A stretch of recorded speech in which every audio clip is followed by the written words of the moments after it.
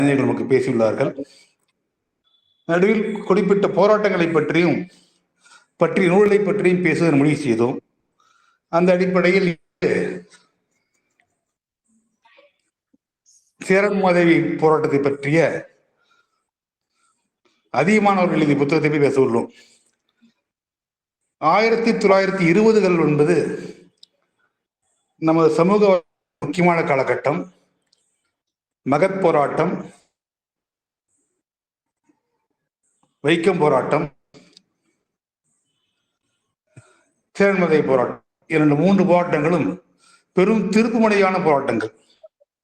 பிறப்பின் அடிப்படையில் வேறுபாடு என்கின்ற ஒரு நத்துவம் நமது துணைக்கண்டத்தை 2000 ஆண்டுகளாக ஆட்டி படைத்துக் கொண்டிருக்கிறது என்பது நம்ம அறிந்ததே. அதனுடைய வெளிப்பாடு இன்று வரை திறப்பிலாகட்டும், பாராளுமன்ற திறப்பிலாகட்டும், மேல் அதிகபட்ச ஜனாதிபதி அளவுக்கு நடைபெற்று வருகிறது தெரிகிறது. இருந்த போதிலும் இன்று பல்வேறு காரணமாக பல முன்னேற்றங்கள் ஏற்பட்டுள்ளன. அதில் முக்கிய தமிழகத்தில் இந்திய துணைக்கண்டத்தில் இவர் எங்கும் நேரடியாக பார்ப்பனியத்தை எதிர்த்து மிகப்பெரிய வெற்றி கண்டவர் பெரியார். அந்த அடிப்படையில் தான் அவர் மீது நேரடியான தாக்குதலை இப்போது தொடங்கி நடத்தி வருகிறார்கள். அந்த தாக்குதலில் அவர் செய்த காரியங்கள், மிக முக்கியமான காரியங்கள் 3. 1 வைக்கம் போராட்டம், 2 சேரன்மாதேவி போராட்டம், 3வது கம்யூனல் ரெப்ரசன்டேஷன் என்று நான் கருதுகிறேன். வைக்கம் போராட்டம் பற்றி முதல்ல பேசியுள்ளோம். இப்போது நாம் சேரன்மாதேவி பற்றி பேசுவோம். இந்த 2 புத்தகங்களையும் எழுதியதன் மூலமாக அதிகமானவர்கள் மிகப்பெரிய சேவை ஆற்றியுள்ளார். இந்த புத்தகத்தை படிக்கும் பொழுது எனக்கு தெரிந்தது, நடேசன் செட்டியார் என்பவர் தர்மபுரியை சேர்ந்தவர். அவரை பற்றி விசாரித்தால் எனக்கு யாருக்கும் தெரியவில்லை. விசாரிக்க வேண்டும். தொடர்ச்சியாக அவருடைய இந்த போராட்டத்தில் அவருடைய பங்கு என்பது தெளிவாக தொடர்ச்சியாக குறிப்பிட்டு, அவர் யார் என்று இன்னும் தெரிய வேண்டும். ஆகவே இப்ப நம்ம கூட்டத்தை ஆரம்பிக்கலாம். நண்பர்கள் அனைவருக்கும் வணக்கம். இன்றைய கூட்டத்தில் நம்முடைய தோழர் சேகா என்று அனைவராலும் அழைக்கப்படக்கூடிய நம்முடைய தோழர் சே கார்த்தி அவர்கள் சென்னிமலையிலிருந்து இன்றைக்கு நம்மோடு உரையாட இருக்கிறார். தோழர் அவர்கள் பட்டதாரி ஆசிரியராக, தலைமை ஆசிரியராக ஈரோடு மாவட்டத்தில் பணி செய்து கொண்டிருக்கிறார். அவர் தமிழ்நாடு அறிவியல் இயக்கத்தின் பொறுப்பாளர், சிறந்த விமர்சகர், எழுத்தாளர், மொழிபெயர்ப்பாளர், பன்முக திறமை கொண்டவர், திரைப்பட விமர்சகர். தன்னுடைய புத்தகங்களை எழுதியிருக்கிறார். அறிவியல் சார்ந்த கட்டுரையை விஞ்ஞான சிறகு என்கின்ற தமிழ்நாடு அறிவியல் இயக்கத்தின் மாதந்தோறும் வருகிற அந்த மேகசின்ல தொடர்ந்து கட்டுரை எழுதி வருகிறார். அவர் 5க்கும் மேற்பட்ட நூல்களை எழுதியிருக்கிறார். அவருடைய நூல் கடந்த ஆண்டில் கூட வெளிவந்தது. தொடர்ந்து திரைப்படங்கள் குறித்தும், அறிவியல் குறித்தும், இயற்கை குறித்தும் அந்த பணிகளில் ஈடுபட்டு கொண்டு வருகிறார். மிகப்பெரிய ஒரு ஒரேஷியஸ் ரீடர். ஒரு குறிப்பிட்ட ஒரு சப்ஜெக்ட் அப்படின்னா அந்த சப்ஜெக்ட்ல தீவிரமான 1000 பக்கங்கள் கொண்ட நாவல்களாக இருந்தாலும், புத்தகங்களாக இருந்தாலும் மிகச் சாதாரணமாக தொடர்ந்து படித்து அதை உள்வாங்கி கொண்டு ஆழ்ந்து சிந்திக்கக்கூடியவர், எழுதுபவர், தொடர்ந்து பேசி கொண்டிருப்பவர், களத்துல தொடர்ந்து இயங்கி கொண்டிருக்கக்கூடியவர். அவர் இந்த சேரன்மாதேவி குருகுல போராட்டத்தை, அந்த நூலினுடைய விளக்க உரையை இன்றைக்கு நம்மோடு பேச இருப்பது நம் அனைவருக்கும் மிக மகிழ்ச்சியை அளிக்கக்கூடியதாக இருக்கிறது. ஏனென்று சொன்னால், சேரன்மாதேவி குருகுல போராட்டம் மட்டுமல்ல, அதை ஒட்டி அன்றைய நடந்த சமூக வரலாறு, பண்பாடு, அரசியல், உலகளாவிய அரசியல் சூழ்நிலைகள், இந்திய தேசத்தினுடைய அன்றைய காங்கிரஸ் கட்சி, பிரிட்டிஷ் அரசாங்கத்தினுடைய அந்த விஷயங்களை உள்ளடக்கி ஒட்டுமொத்த வரலாற்றையும் ஒரு நூலை படிக்கிறோம் என்று சொன்னால் நூலை மட்டும் படித்து பேசுகிறவர் அல்ல இவர். அந்த நூலின் தாக்கங்கள் குறித்தும் அதனுடைய சமூக பண்பாட்டு வரலாறு சார்ந்த விஷயங்களையும் படித்துவிட்டு ஒரு ஆய்வுரையையும் மக்களுக்கு உபயோகப்படுத்தக்கூடிய உரையை நிகழ்த்தக்கூடியவர் நம்முடைய தோழர் சேகா அவர்கள். ஒரு ஆழ்ந்த வாசிப்பாளர், ஆழ்ந்த சிந்தனையாளர். அவர் இந்த இடத்தில் இந்த அம்பேத்கர் படிப்போட்டத்துல நம்மோடு பேசுவது நம் அனைவருக்கும் மிக்க ஒரு கருத்து செறிவை பெற்றுக்கொள்வதற்கான ஒரு வாய்ப்பாக அமையும் என்பதை நான் மகிழ்ச்சியோடு தெரிவித்துக் கொள்கிறேன். மட்டுமல்ல, அவர் பேசுகிற இந்த உரையானது தொடர்ந்து யூடியூபில் பதிவேற்றம் செய்யப்பட்டு அறிவு சார்ந்து தேடுகிற, வரலாறு சார்ந்து, சமூகம் சார்ந்து, காங்கிரஸ் கட்சி சமூக விடுதலை சார்ந்து சிந்திக்கிற, பெரியார் குறித்து யோசிக்கிற, சிந்திக்கிற அனைத்து நண்பர்களுக்கும் இது உபயோகமாக இருக்கும் என்பதை நான் சொல்லிக்கொண்டு, திருமிகு தோழர் சேகா அவர்கள் இந்த சேரன்மாதேவி குருகுல போராட்டத்தினுடைய அந்த நூலினுடைய விளக்க உரையை அவர் பேசுமாறு அன்போடு அழைக்கிறேன்.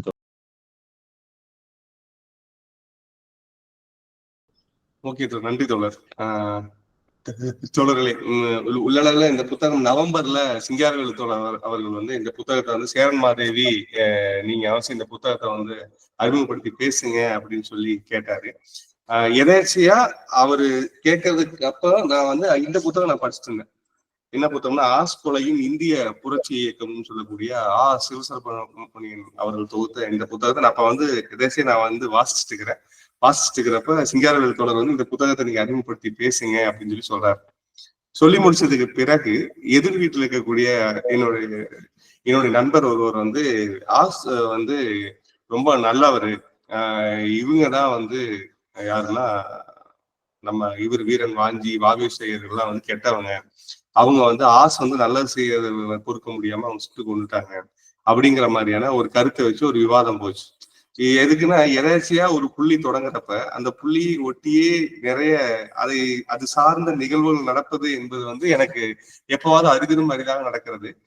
குறிப்பா இந்த வாவேஸ்வரர் பிளஸ் வாஞ்சிநாதன் ஆஸ்துறை, இந்த திருநெல்வேலி எழுச்சி அல்லது கிளர்ச்சி, அவன் பாயிண்ட் ஆஃப் வியூல சொல்ல போனா திருநெல்வேலி கிளர்ச்சி, நம்ம பாயிண்ட் ஆஃப் வியூல சொல்ல போனா திருநெல்வேலி எழுச்சி, அடுத்து வஉசி ஐயருக்கும் காந்திக்குமான உரையாடல் வச்சு ஒரு புத்தகம், அதுவும் வந்து இதே காலகட்டத்துல அந்த புத்தகத்தை படிச்சேன். சோ இது எல்லாமே தொடர்ச்சியா அமைந்ததை ஒட்டி வாசிக்கிறப்ப இந்த மாதிரியான சுற்றி இருக்கிற பின்புலத்தை எல்லாம் உள்வாங்கிட்டு இறுதியா நம்ம இந்த சேரன்மாதேவி என்று சொல்லக்கூடிய அதிகமானவர்கள் எழுதிய இந்த புத்தகத்தை நம்ம வந்து வாசிப்போம் அப்படிங்கிற அடிப்படையில தான் இந்த புத்தகத்தை வந்து நம்ம வாசிக்கவே தொடங்கணும். உள்ளளவுல வந்து அதிகமானுடைய பணி வந்து அவரே சொல்லிட்டார், முன்னுரையில் சொல்லிட்டார். என்னன்னா, தமிழகத்திலும் சரி இந்தியாவிலும் சரி சமூக போராட்டங்கள் நிறைய நடந்திருக்கு. ஆனா அந்த சமூக போராட்டங்களை ஆவணப்படுத்துகின்ற பணி என்பது அரிதினும் அரிதாக தான் இருந்திருக்கே தவிர எல்லா சமூக போராட்டங்களும் முறையாக ஆவணப்படுத்தப்படவில்லை என்பதன் பொருட்டு தான் அதை வந்து திராவிட இயக்கம் சார்ந்த சமூக போராட்டங்களை அதிகமானவர்கள் வந்து ஆவணப்படுத்த தொடங்கியிருக்காரு. அதுல இந்த புத்தகம் முக்கியமா அதிகமானுடைய வைக்கம் போராட்டம் என்கிற புத்தகம் போன வருடம் வந்து பரவலாக இன்டலெக்சுவல்ஸ் மத்தியிலும் சரி செயல்பாட்டாளர்கள் மத்தியிலும் சரி ஒரு பெரிய விவாதத்தை தோற்றுவித்தது. அதற்கு அடுத்ததாக இந்த புத்தகம் சேரன்மாதேவி, இது வந்து அதற்கு முன்னாடியே வந்த புத்தகம் நினைக்கிறேன். சோ இந்த புத்தகம் வந்து அதே போன்று அப்ப நடந்த போராட்டம் 1925 நடந்த இந்த போராட்டத்தை ஆவணமாக்கக்கூடிய ஒரு அற்புதமான பணியை மேற்கொண்டிருக்காரு.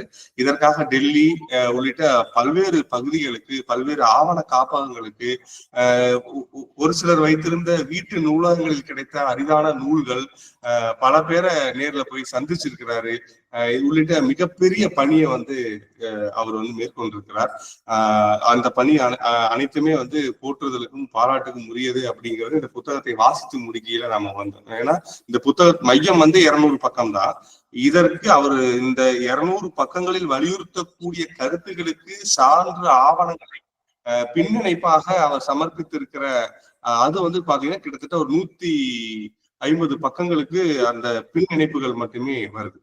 அப்ப இந்த புத்தகத்தை நான் ஓவராலா வாசித்து முடித்ததுக்கு பிறகு எனக்கு இந்த ஏரியா நாம இப்ப பார்க்கக்கூடிய 1920-25 காலகட்டம் என்பது வந்து பார்த்தோம் அப்படின்னா எனக்கு வந்து கொஞ்சம் புதிது. என்னுடைய வயதுக்கும் என்னுடைய வாசிப்பிற்கும் இது ஒரு புதிய தளம் அப்படிங்கிற அடிப்படையில தான் நான் இதை வந்து வாசிக்க ஆரம்பிச்சேன்.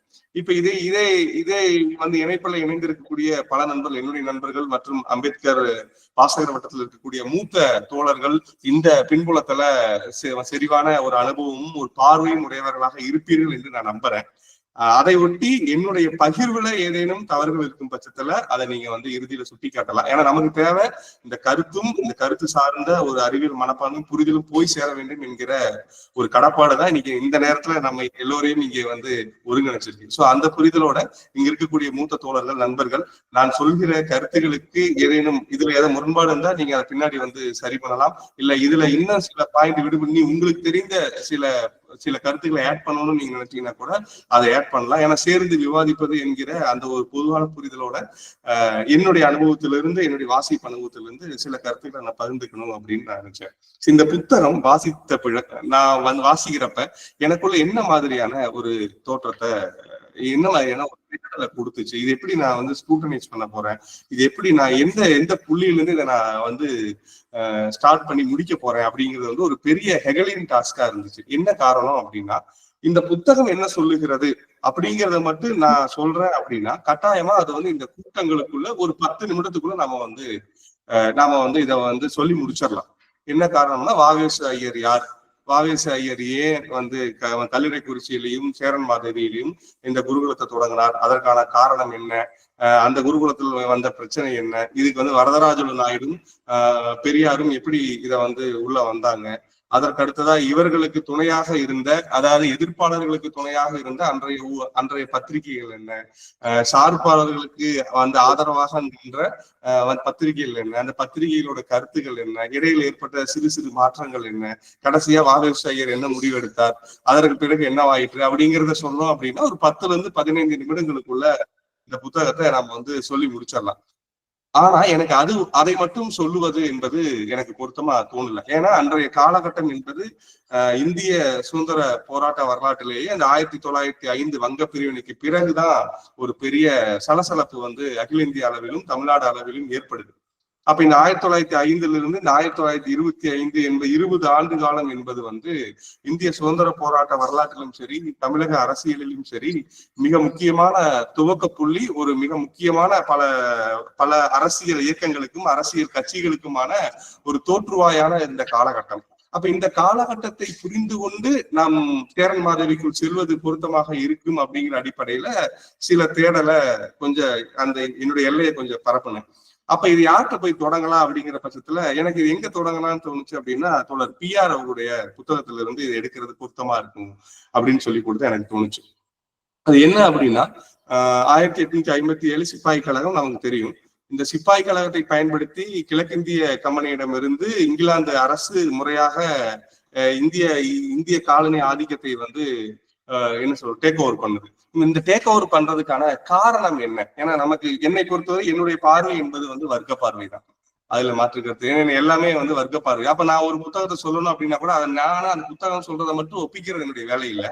அப்ப அதுல என்னுடைய ஓன் இன்டர்பிரேஷன் எப்படி இருக்கணும் அப்படிங்கிறத இன்டர்பிரேட் பண்ணித்தான் என்னால வந்து விஷயத்தையே சொல்ல முடியும். அப்படி இருக்கிறப்ப அந்த வர்க்க பார்வைக்கு உட்பட்டு இந்த மாற்றத்துல இருந்து தொடங்குறது பொருத்தமா இருக்கு அப்படின்னு சொல்ற பட்சத்துல இந்த முதலாளியம் எல்லாமே நிதி கட்சிகளும் முதலாளிமார்களுடைய கட்சி தான். தென்னிந்திய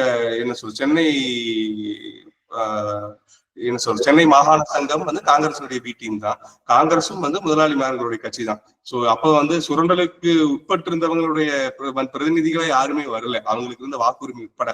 அப்படி இருக்கிறப்ப இந்த உலக முதலாளியம் குறிப்பாக 1850களில் பெருகி கொண்டு வந்த 2 விதமான முதலாளியம். அது வரைக்கும் இருந்த முதலாளியம் என்பது வியாபார முதலாளியமா சொல்றாங்க. அதாவது மெர்சன்டைல் கேபிட்டலிசம் என்று சொல்லக்கூடிய அந்த வியாபார முதலாளியம் அது வரைக்கும் கோலோச்சி கொண்டிருந்தது. இந்தியாவில இருந்து அந்த துணிகளை வாங்கி விற்பது, இந்தியாவிலிருந்து அதுக்கு தேவையான இந்தியா பர்மா உள்ளிட்ட பகுதிகளில் இருக்கக்கூடிய துணிகளை வாங்கி விற்கக்கூடிய ஒரு வியாபார சந்தையை அடிப்படையாக கொண்ட முதலாளியம் இருந்தது. அப்ப 1800களின் பிற்பகுதியில ஜேம்ஸ் வாட் நீராவி இன்ஜின் கண்டுபிடிக்கிறாரு. அதன் மூலமா ட்ரெயின் உள்ளிட்ட தண்டவாளம் இந்த மாதிரியான ஒரு தொழில்நுட்ப புரட்சி நடக்குது. ஸோ இந்த இண்டஸ்ட்ரியல் கேபிட்டலிசம் வளருது. அப்ப இந்த இண்டஸ்ட்ரியல் கேபிட்டலிசம் வளர்றப்ப அதுக்கு ஒரு பெரிய அளவு மூலதன குவிப்பு தேவைப்படுது. அப்ப இந்த மூலதன குவிப்பு தேவைப்படும் பொழுது கிழக்கிந்திய கம்பெனி என்பது வியாபார முதலாளியத்தை அடிப்படையாக கொண்டது. ஆனா இங்கிலாந்து அரசு என்பது அன்று பெருகி கொண்டிருந்த தொழில்நுட்ப புரட்சியை அடிப்படையாக கொண்ட இண்டஸ்ட்ரியல் கேபிட்டலிசத்தை அடிப்படையாக கொண்டு வளர்ந்து வந்தது. அப்ப இதற்கு ஒரு பெரிய மூலதன குவிப்பு தேவைப்படுது. அப்ப இந்த மூலதன குவிப்பு தேவைப்பட்டது இதற்கான முதலீடுகளை உருவாக்கி கொள்வதற்கு தேவையான விஷயங்களில் மட்டும்தான் அது போக்கஸ் பண்றது. அப்ப என்ன பண்ணுதுன்னா, இந்தியாவில் உற்பத்தி ஆகி கொண்டிருந்த என்ன சொல்றது, அதை ரொம்ப அழகா சொல்லுவாங்க, கிழக்கிந்திய கம்பெனி கைத்தறியை ஊக்குவித்தது. அது இங்கிலாந்து அரசுக்கு உள்ள போனோம்னா அந்த கைத்தறிகளை பிடுங்கி கொண்டு கைகளையும் பிடுங்கி கொண்டு அவங்களுக்கு அந்த மூலதனத்துக்கு தேவையான நிலக்கரியை போய் தேடு, அதே மாதிரி அது தேவையான இரும்பு தாதுகளை போய் தேடு என்கிற அளவுல மூலப்பொருட்களை மட்டும் ஏற்றுமதி செய்து அதன் மூலமாக அந்த பொருளை உற்பத்தி செய்து மீண்டும் அதை விற்கக்கூடிய சந்தையாக இந்தியாவை மாற்றிக்கொண்டு இருந்தது என்கிற புரிதல் இருந்து நம்ம தொடங்குறது பொருத்தமா இருக்குன்னு தோணுச்சு. நல்லா கவனிங்க, இந்தியாவிலிருந்து பொருள் உற்பத்தி செய்து வியாபாரத்திற்கான சந்தையாக இங்கிலாந்து திகழ்ந்தது கிழக்கிந்திய காலகட்டம். பிறகு ஏற்பட்ட இண்டஸ்ட்ரியல் கேபிட்டலிசம் என்ன பண்ணுதுன்னா, இந்தியாவிலிருந்து மூலப்பொருட்களை வாங்கி அவன் அங்க மேனுபேக்சர் பண்ணி திருப்பி அதை கொண்டு வந்து விற்பதற்கான ஒரு சந்தையாக இந்தியாவை பயன்படுத்துறாங்க. இந்த பின்னணியை நாம் தெளிவாக புரிந்து கொண்டோம் என்றால் சுதேசி இயக்கத்தை நாம் தெளிவாக புரிந்து கொள்ளணும். அந்நிய பொருட்கள் புறக்கணிப்பை அதை நம்ம எப்படி புரிஞ்சுக்கலாம் அப்படின்னா, இந்த அடிப்படையிலிருந்து நம்ம புரிஞ்சுக்கிட்டோம் அப்படின்னா இதுலதான் நம்ம காங்கிரசினுடைய எழுச்சியும் இதர உப போராட்ட குழுக்களினுடைய எழுச்சியும் இந்த அடிப்படையிலிருந்து நம்ம புரிஞ்சுக்கலாம். அப்ப 1885 காங்கிரஸ் வருது. காங்கிரஸ் வந்ததுக்கு பிறகு அப்ப என்னன்னா, இதை ஒட்டி பெரிய வேலையில்லா திண்டாட்டம் வருது. ஏன்னா எல்லாம் வேலை செஞ்சுட்டு இருந்தனுடைய இந்த மாற்றம் ஒரு பெரிய திண்டாட்டத்தையும் ஒரு பெரிய வேலையில்லா ஒரு அவலத்தையும் ஏற்படுத்தி வரப்ப அப்போ ஒரு பெரிய கொந்தளிப்பான ஒரு காலகட்டமா இருக்கிறப்ப இந்த கொந்தளிப்பை அடக்குவதற்காக ஆங்கிலேய இவர் OH ஹியூமனுடைய இன்டர்பிரேஷனால ஒரு காங்கிரஸ்ங்கிற ஒரு ஸ்தாபனம் 1885 தொடங்குது. இந்த 1885 தொடங்கி 1905 வரைக்கும் அங்கப்பிரிவினை வரைக்குமே அந்த 20 ஆண்டு காலம் காங்கிரஸ் கட்சியினுடைய செயல்பாடு என்பது வெறும் அரங்க செயல்பாடாகத்தான் இருந்தது. அது வேறு எந்த கள செயல்பாடோ மக்களை நோக்கி எழுப்புவதற்கோ இல்ல மக்களை சிந்திக்க வைப்பதற்கான எந்த கள செயல்பாட்டையும் முன்னெடுக்காம வெறும் ஒரு இண்டோர் பார்ட்டியாகத்தான் அந்த காங்கிரஸ் கட்சி செயல்பட்டு கொண்டு வந்தது. பிறகு 1905க்கு பிறகு இந்த வங்க பிரிவினை ஒட்டி இந்தியாவில் ஏற்பட்ட பலத்த எதிர்ப்பு, அதற்காக நடைபெற்ற தீவிரமான போராட்டங்களை கண்டு பிறகு அதை விட்ரா பண்ணிக்குது. இந்த விட்ரா பண்ற காலகட்டத்துல திருப்பி நாம இங்க வந்தோம் அப்படின்னா, அப்ப அந்த காலகட்டத்துல தென்னிந்தியாவை பொறுத்தவரை எந்த விதமான அரசியல் செயல்பாடுகளும் எந்த விதமான கட்சி செயல்பாடுகளும் எந்த விதமான மக்கள் செயல்பாடுகளும் இல்லாம இருந்தங்காட்டி தான் அதை தூங்கு மூஞ்சி மாகாணம் அப்படின்னு சொல்லிட்டு பாரதியார் அதை நம்மளுடைய மாகாணத்தை 1910-15 வரைக்கும் இந்த காலகட்டத்தை பாரதியார் தூங்கு மூஞ்சி மாகாணம் அப்படின்னு சொல்லி போட்டு சென்னை மாகாணத்தை வர்ணிச்சிருக்கிறார். அப்ப இந்த தூங்கு மூஞ்சி மாகாணத்துல நடந்த முதல் செயல்பாடா நாம எடுத்துக்கிறது அப்படின்னா அது எதுக்கு போகுது அப்படின்னா, அது தென்னிந்திய நல சங்கம் என்று சொல்லக்கூடிய ஒரு கட்சி. தென்னிந்திய நல சங்கம் தான். அது ஏன் ஜஸ்டிஸ் பார்ட்டின்னு சொல்றாங்க அப்படின்னா, அதனுடைய ஆங்கில இதழான ஜஸ்டிஸ்னு ஒரு இதழை அவங்க பிரசுரிக்கிறாங்க.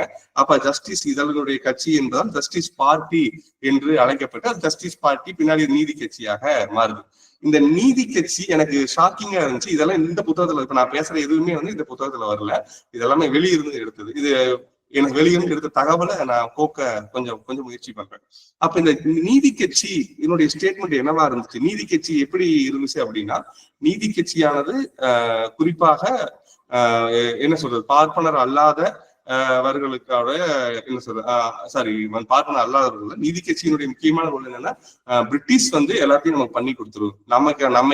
நம்மை நாமே ஆட்சி செய்வதற்கு தேவையான வழிகாட்டுதல்களை பிரிட்டிஷ் செய்வாங்க.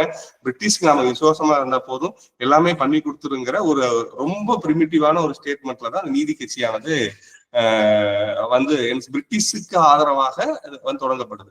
இது எனக்கு தெரிஞ்சு நான் இப்ப இதை ஒட்டி தேடுறப்பதான் எனக்கு ஒரு விஷயம் புதுசா தெரிஞ்சு. என்னன்னா, ஜாலியன் வாலாபாக் படுகொலை உங்களுக்கு தெரியும், ரொம்ப பரவலா ரொம்ப கொந்தளிப்பை அகில இந்திய அளவுல ஏற்படுத்தின ஒரு பெரிய என்ன சொல்றது ஒரு பெரிய போராட்டம் நமக்கு தெரியும், ஜாலியன் வாலாபாக் படுகொலை.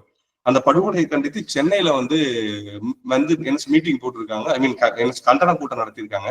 அந்த கூட்டத்துக்கு ஆயிரக்கணக்கான பேர் திரள்றாங்க. அந்த திரண்ட கூட்டத்தை சமாளிக்க முடியாம ஒரே நேரத்துல எல்லாத்தையும் பேச முடியாம கிட்டத்தட்ட 12 மேடைகள், இந்த 12 மேடைகள்ல முதல் மேடையில பேசி முடிக்கிற வார்த்தைகளை இரண்டாவது மேடையில சொல்றது திரும்பி இவங்க முடிச்சதுக்கு பிறகு இவங்க சொல்றதுன்னு சொல்லி 12 மேடைகள்ல போட்டு சென்னையில ஒரு பெரிய கண்டன கூட்டத்தை நடத்தி இருக்காங்க. இப்படி இந்திய அளவில் மிகப்பெரிய ஒரு எழுச்சியை கொண்டிருந்த இந்த ஜாலியன் வாலாபாக் படுகொலைக்கு எதிரான ஒரு கண்டன கூட்ட காலகட்டத்துல நீதி கட்சி அந்த ஜாலியன் வாலாபாக் படுகொலையை ஆதரிச்சு அறிக்கை விடுறாங்க. இதுல இருந்து நம்ம நீதி கட்சியினுடைய அரசியல் நிலைப்பாடு என்ன என்கிறத நம்ம வந்து புரிஞ்சுக்கலாம்.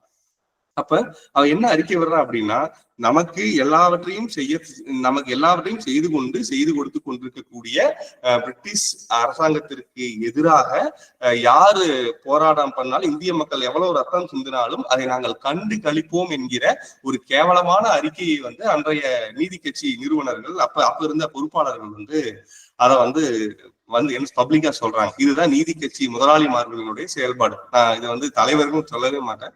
நீதி கட்சி முதலாளிமார்களுடைய செயல்பாடு. ஆனா இதே காலகட்டத்துல நீதி கட்சி வளருது. 1916-17 என்று நினைக்கிறேன். அந்த காலகட்டத்துலதான் அது 12 ஒரு சார 12ல வந்து வேற ஒரு அமைப்பு பேரெல்லாம் வருது. அவ்வளவு நுட்பமா போக வேண்டியது. பட் 12-13ங்கிறது அதனுடைய பிரிமிட்டிவ் ஸ்டேஜ், அதாவது முழுசா எவால்வ் ஆகாத ஒரு வடிவத்துல இருக்குது.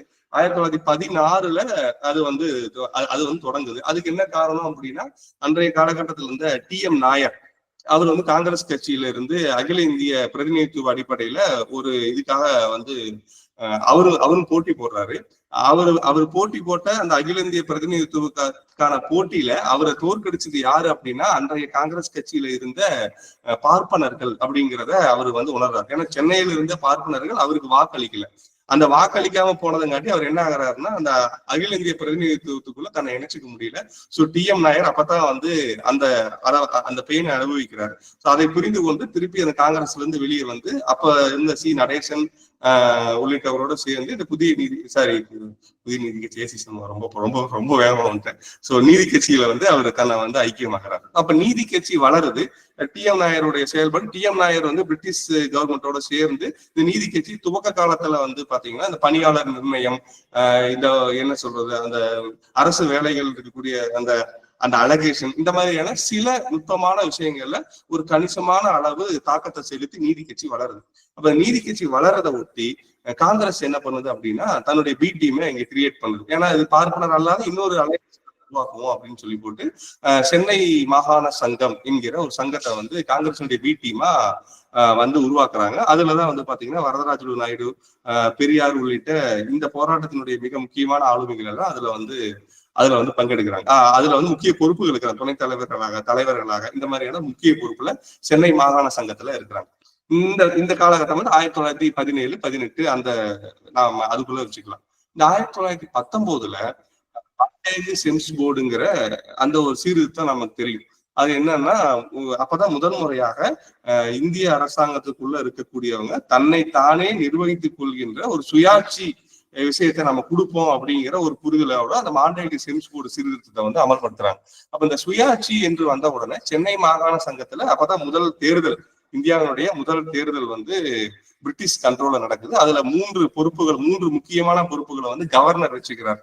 இன்னைக்கு அது ஒரு பேசு பொருளா போயிட்டு இருக்கு, விவாதத்துக்குரியதா இருக்கு பாத்தீங்களா. அந்த மாதிரி அது 3 முக்கிய பொறுப்புகளை வந்து யார் கவர்னர் தம் பொறுப்புல வச்சுட்டு மீதி இருக்கக்கூடிய பொறுப்புகளை வந்து அந்த சுயாட்சிக்கு உட்பட்டு தேர்ந்தெடுக்கக்கூடிய அந்த முதலமைச்சர்கள் அல்லது அந்த மாகாண அமைச்சரவை வந்து அதை வழிநடத்துங்கிற ஒரு புரிதலோட 1920ல வந்து முதல் தேர்தல் நடக்குது. அந்த தேர்தல்ல வந்து நீதி கட்சி வெற்றி பெறுது. அதற்கு பிறகு 6 வருடங்கள், எனக்கு அந்த தேர்தல் காலம் 3 வருடங்கள் தான் நான் புரிஞ்சு வச்சிருக்கிறேன். அப்ப வந்து என்ன முதற்கட்டமா தேர்ந்தெடுக்கப்பட்ட அந்த தேர்தலுடைய அந்த அமைச்சர்களுடைய ஆயுட்காலம் என்பது நான் வந்து 3 ஆண்டுகள் புரிஞ்சு வச்சிருக்கிறேன். ஏன்னா தொடர்ந்து 6 ஆண்டுகள் நீதி கட்சியே ஆட்சி செய்தது. 1926 நடைபெற்ற தேர்தலில் நீதி கட்சி தோற்கடிக்கப்பட்டது அப்படிங்கிற ஒரு ஸ்டேட்மெண்ட்டை வச்சு நான் புரிஞ்சிருக்கிறேன். இதுல ஏதேனும் திருத்தங்கள் இருந்துச்சுன்னா பின்னாடி நீங்க சொல்லுங்க. ஒண்ணு, அப்ப நீதி கட்சி 1920ல வந்து நீதி கட்சி அப்ப வந்து என்ன மாகாண அமைச்சரவைய இது பண்றது. அந்த நேரம் பார்த்து சென்னை மாகாண சங்கம் என்ன பண்ணுச்சு, காங்கிரஸ் பி டீம் அவங்க கொஞ்சம் இதா வந்து செயல்பட்டு இருந்தாங்க. அவங்க என்ன பண்ணாங்க அப்படின்னு பாக்குறப்ப அதனுடைய அந்த சென்னை மாகாண சங்கத்தினுடைய தலைவராக இருந்த கேசவ பிள்ளை டக்குன்னு என்ன பண்ணிடுறாருன்னா உல்டாவாகி நீதி கட்சியோட, அதாவது தாய் அமைப்பான நீதி கட்சியோட அவர் கை கொத்துறாரு. அப்ப தலைவர் இல்லாத சங்கத்துல எத்திராஜலு நாயுடு பெரியாரும் மீண்டும் எங்க போயிடறாங்கன்னா காங்கிரஸுக்கு போயிடறாங்க. அப்ப அந்த சென்னை மாகாண சங்கம், அதாவது நீதி கட்சிக்கு எதிரான பார்ப்பனர் அல்லாத அமைப்பாக காங்கிரஸால் தோற்றுவிக்கப்பட்ட சென்னை மாகாண சங்கம் வந்து அந்த தேர்தல்ல ரொம்ப ஃபோர்ஸ்ஃபுல்லா கான்ட்ரிபியூட் பண்ண முடியல. அப்ப இந்த நீதி கட்சி ஆட்சிக்கு வருது. நீதி கட்சி ஆட்சிக்கு வந்த உடனேதான் பெரியார் அந்த வகுப்பு வாரி பிரதிநிதித்துவத்தை முதல்ல வலியுறுத்த ஆரம்பிக்கிறார். இந்த 1919 1926 வரைக்கும் நடைபெற்ற காங்கிரஸ் கூட்டங்களிலும் செயற்குழு கூட்டங்களிலும் வகுப்பு வாரி பிரதிநிதித்துவத்தை வலியுறுத்துவதற்கான தீர்மானங்களை தொடர்ந்து முன்னெடுத்துக் கொண்டே இருக்கிறார். ஆனால் அந்த தீர்மானம் நிறைவேற்றப்படவில்லை. பின்னால இவர் எத்திராஜ நாயுடு தலைவரா வந்ததுக்கு பிறகும் கூட அந்த தீர்மானம் தொடர்ந்து முன்னெடுக்கப்பட்டு வருது. ஆனால் அது என்ன பண்ணப்படலைன்னா தொடர்ந்து அது நிராகரிக்கப்பட்டே வருது.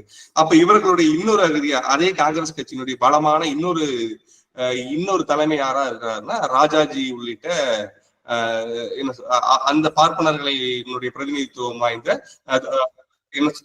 தொடர்ந்து அறிவுத்தளங்களில் தாக்கம் செலுத்தி கொண்டிருந்த அவங்க என்னன்னா எதிர்முனையில அதே காங்கிரஸ் கட்சியில ஒரு பவர் சென்ட்ரிக்ல அவங்க இருக்கிறாங்க. இந்த புரிதலோட நம்ம இப்ப சேரன் மாதேவிக்குள்ள போனா பொருத்தமா இருக்குன்னு தோணுது. ஏன்னா இதுல பாத்தீங்கன்னா நம்ம நீதி கட்சி அப்ப ஆட்சியில் இருக்குது, காங்கிரஸ்லயே 2 டீம் இருக்குது. அந்த 2 டீம்ல பெரியாரும் எத்திராஜுலு நாயுடும் பெரியாரும் வரதராஜுலு நாயுடும் வகுப்புவாரி பிரதிநிதித்துவம் உள்ளிட்ட சில தேவையான நிர்வாக சீர்திருத்தங்களை அவங்க தொடர்ந்து குரல் கொடுத்துட்டே இருக்கிறாங்க. அது காங்கிரஸ்ல இருந்து இன்னொரு விஷயத்தினால அது என்ன பண்ணிட்டே வருதுன்னா அது இது பண்ணிட்டே வருது, என்ன தட்டி கழிக்கப்பட்டே வருது அப்படிங்கிற புரிதலோட நம்ம இந்த இடத்துல ஹோல்டு பண்ணிட்டு திருப்பி நம்ம எங்க வருவோம் அப்படின்னா எத்திராஜுலு நாயுடுக்கும் வாவேசு ஐயருக்கும் வருவோம். ஏன்னா இந்த புத்தகத்தினுடைய நாயகர், நான் 2 பேருமே நாயகர்களே சொல்றேன். வாவேசு ஐயரையுமே நான் நாயகர்னே சொல்றேன்.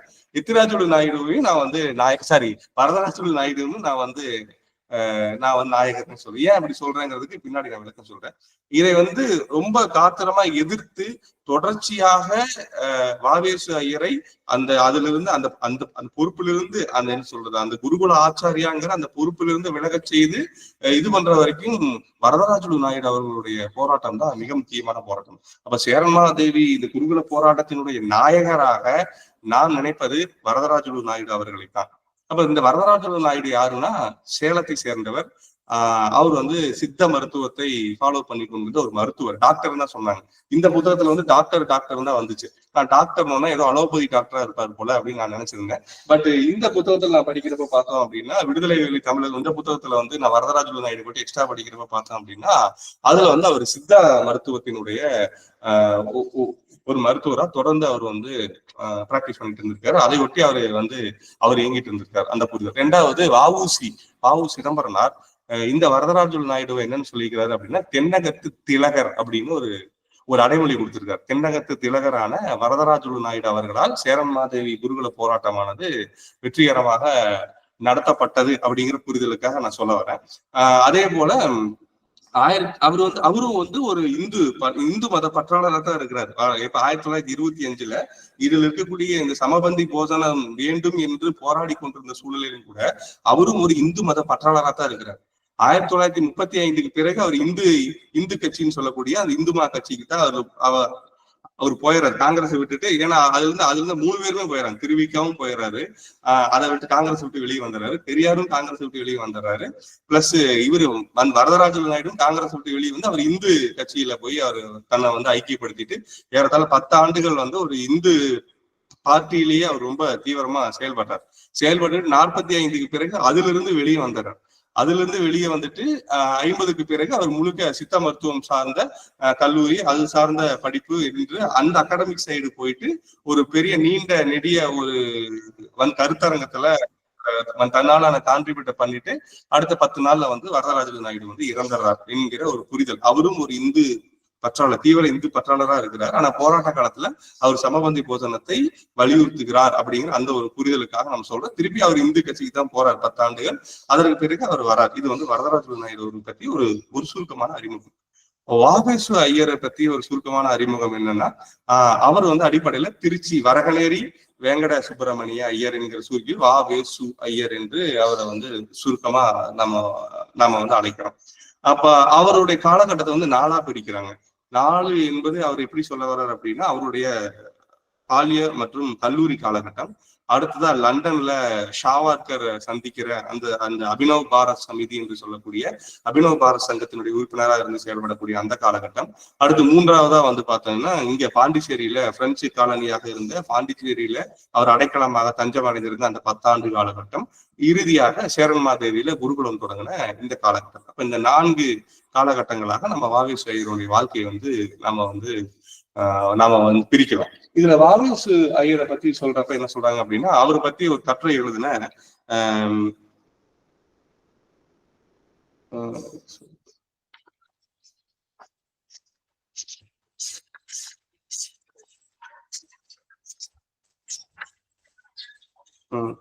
பாண்டுரங்கன் அப்படிங்கிறது வந்து அவர் என்ன சொல்றாரு அப்படின்னா, வாவேசு ஐயரனுடைய அந்த துவக்க காலம் என்பதை பத்தி நமக்கு இன்னும் முழுமையான எந்த கருத்துகளும் கிடைக்கல. அதே நேரத்துல அவர் வந்து பர்மாவுக்கு போறாரு. பர்மாவுக்கு போய் அங்க வந்து லா படிக்கிறாரு. அங்க லா படிச்சு அங்க கல்லூரி படிப்பு படிக்கிறாரு. கல்லூரி படிப்பு படிக்கிறப்பவே அவருக்கு முதலாளியாக இருந்த ஒருவருக்கு வந்து இந்த பங்கு வர்த்தகம், நான் சொன்னேன் 1857 அவங்க மூலதன குவிப்பு தேவைப்படுது இங்கிலாந்துக்கு. அதுக்காக வந்து மூலதன குவிப்புக்காக நிறைய ஸ்ட்ராட்டஜி யூஸ் பண்றாங்கன்னு சொல்ற காலகட்டம். பிளஸ் இந்த 1906-7 இவர் பர்மால இருக்கிறப்ப அங்க வந்து இந்த பங்கு சந்தையில முதலீடு செய்வது என்பதை பத்தின ஒரு புரிதல், அதை வந்து தன்னுடைய முதலாளிக்கு அவர் காட்டுறாரு. அதன் பொருட்டு முதலாளி இம்ப்ரெஸ் ஆயிடுச்சு, நீ போய் படி, லண்டன் போய் படி அப்படின்னு சொல்லி போட்டு பர்மாவில இருந்து பாரிஸ்டர் பட்டம் பெறுவதற்காக லண்டனுக்கு அனுப்புறாங்க. லண்டனுக்கு அனுப்புற இந்த காலகட்டம் இருக்குல்ல, இங்க லண்டனுக்கு போறாரு. லண்டனுக்கு போன உடனே அங்க வந்து அந்த இடத்துல வந்து என்னன்னா, அங்க லண்டன் இந்தியன் ஹவுஸ்ன்னு சொல்லக்கூடிய ஒரு இடம். அந்த இந்தியன் ஹவுஸ்லதான் வந்து பாத்தீங்கன்னா அவரு யாருன்னா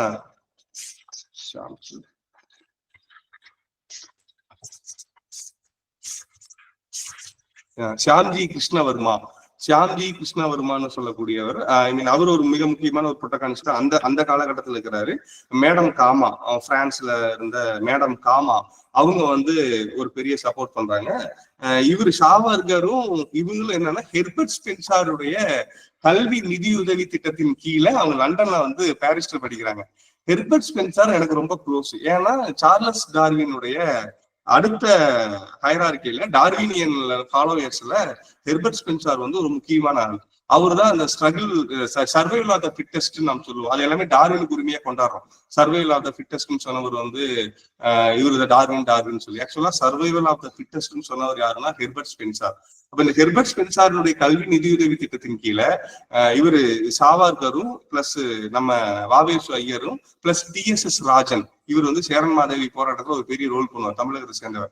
இந்த TSS ராஜன் எல்லாம் சேர்ந்து இந்த அபினவ் பாரத் சமிதி, இவங்க திலகரால் ஈர்க்கப்பட்டவங்க. திலகர் வந்து மதத்தோடு இந்த போராட்டத்தை இணைத்த மிக முக்கியமான ஆளுமை. 1883 விநாயகர் சதுர்த்தி விமரிசையாக கொண்டாடணும். அதை கொண்டாடுவதன் வாயிலாக நடக்கக்கூடிய ஒவ்வொரு இதுலயுமே வந்து பாத்தீங்கன்னா நம்ம பிரிட்டானிய எதிர்ப்பு தான் இருக்கணும்னு சொல்லி போட்டு அது பின்னாடி இஸ்லாமிய எதிர்ப்பா மாறுது.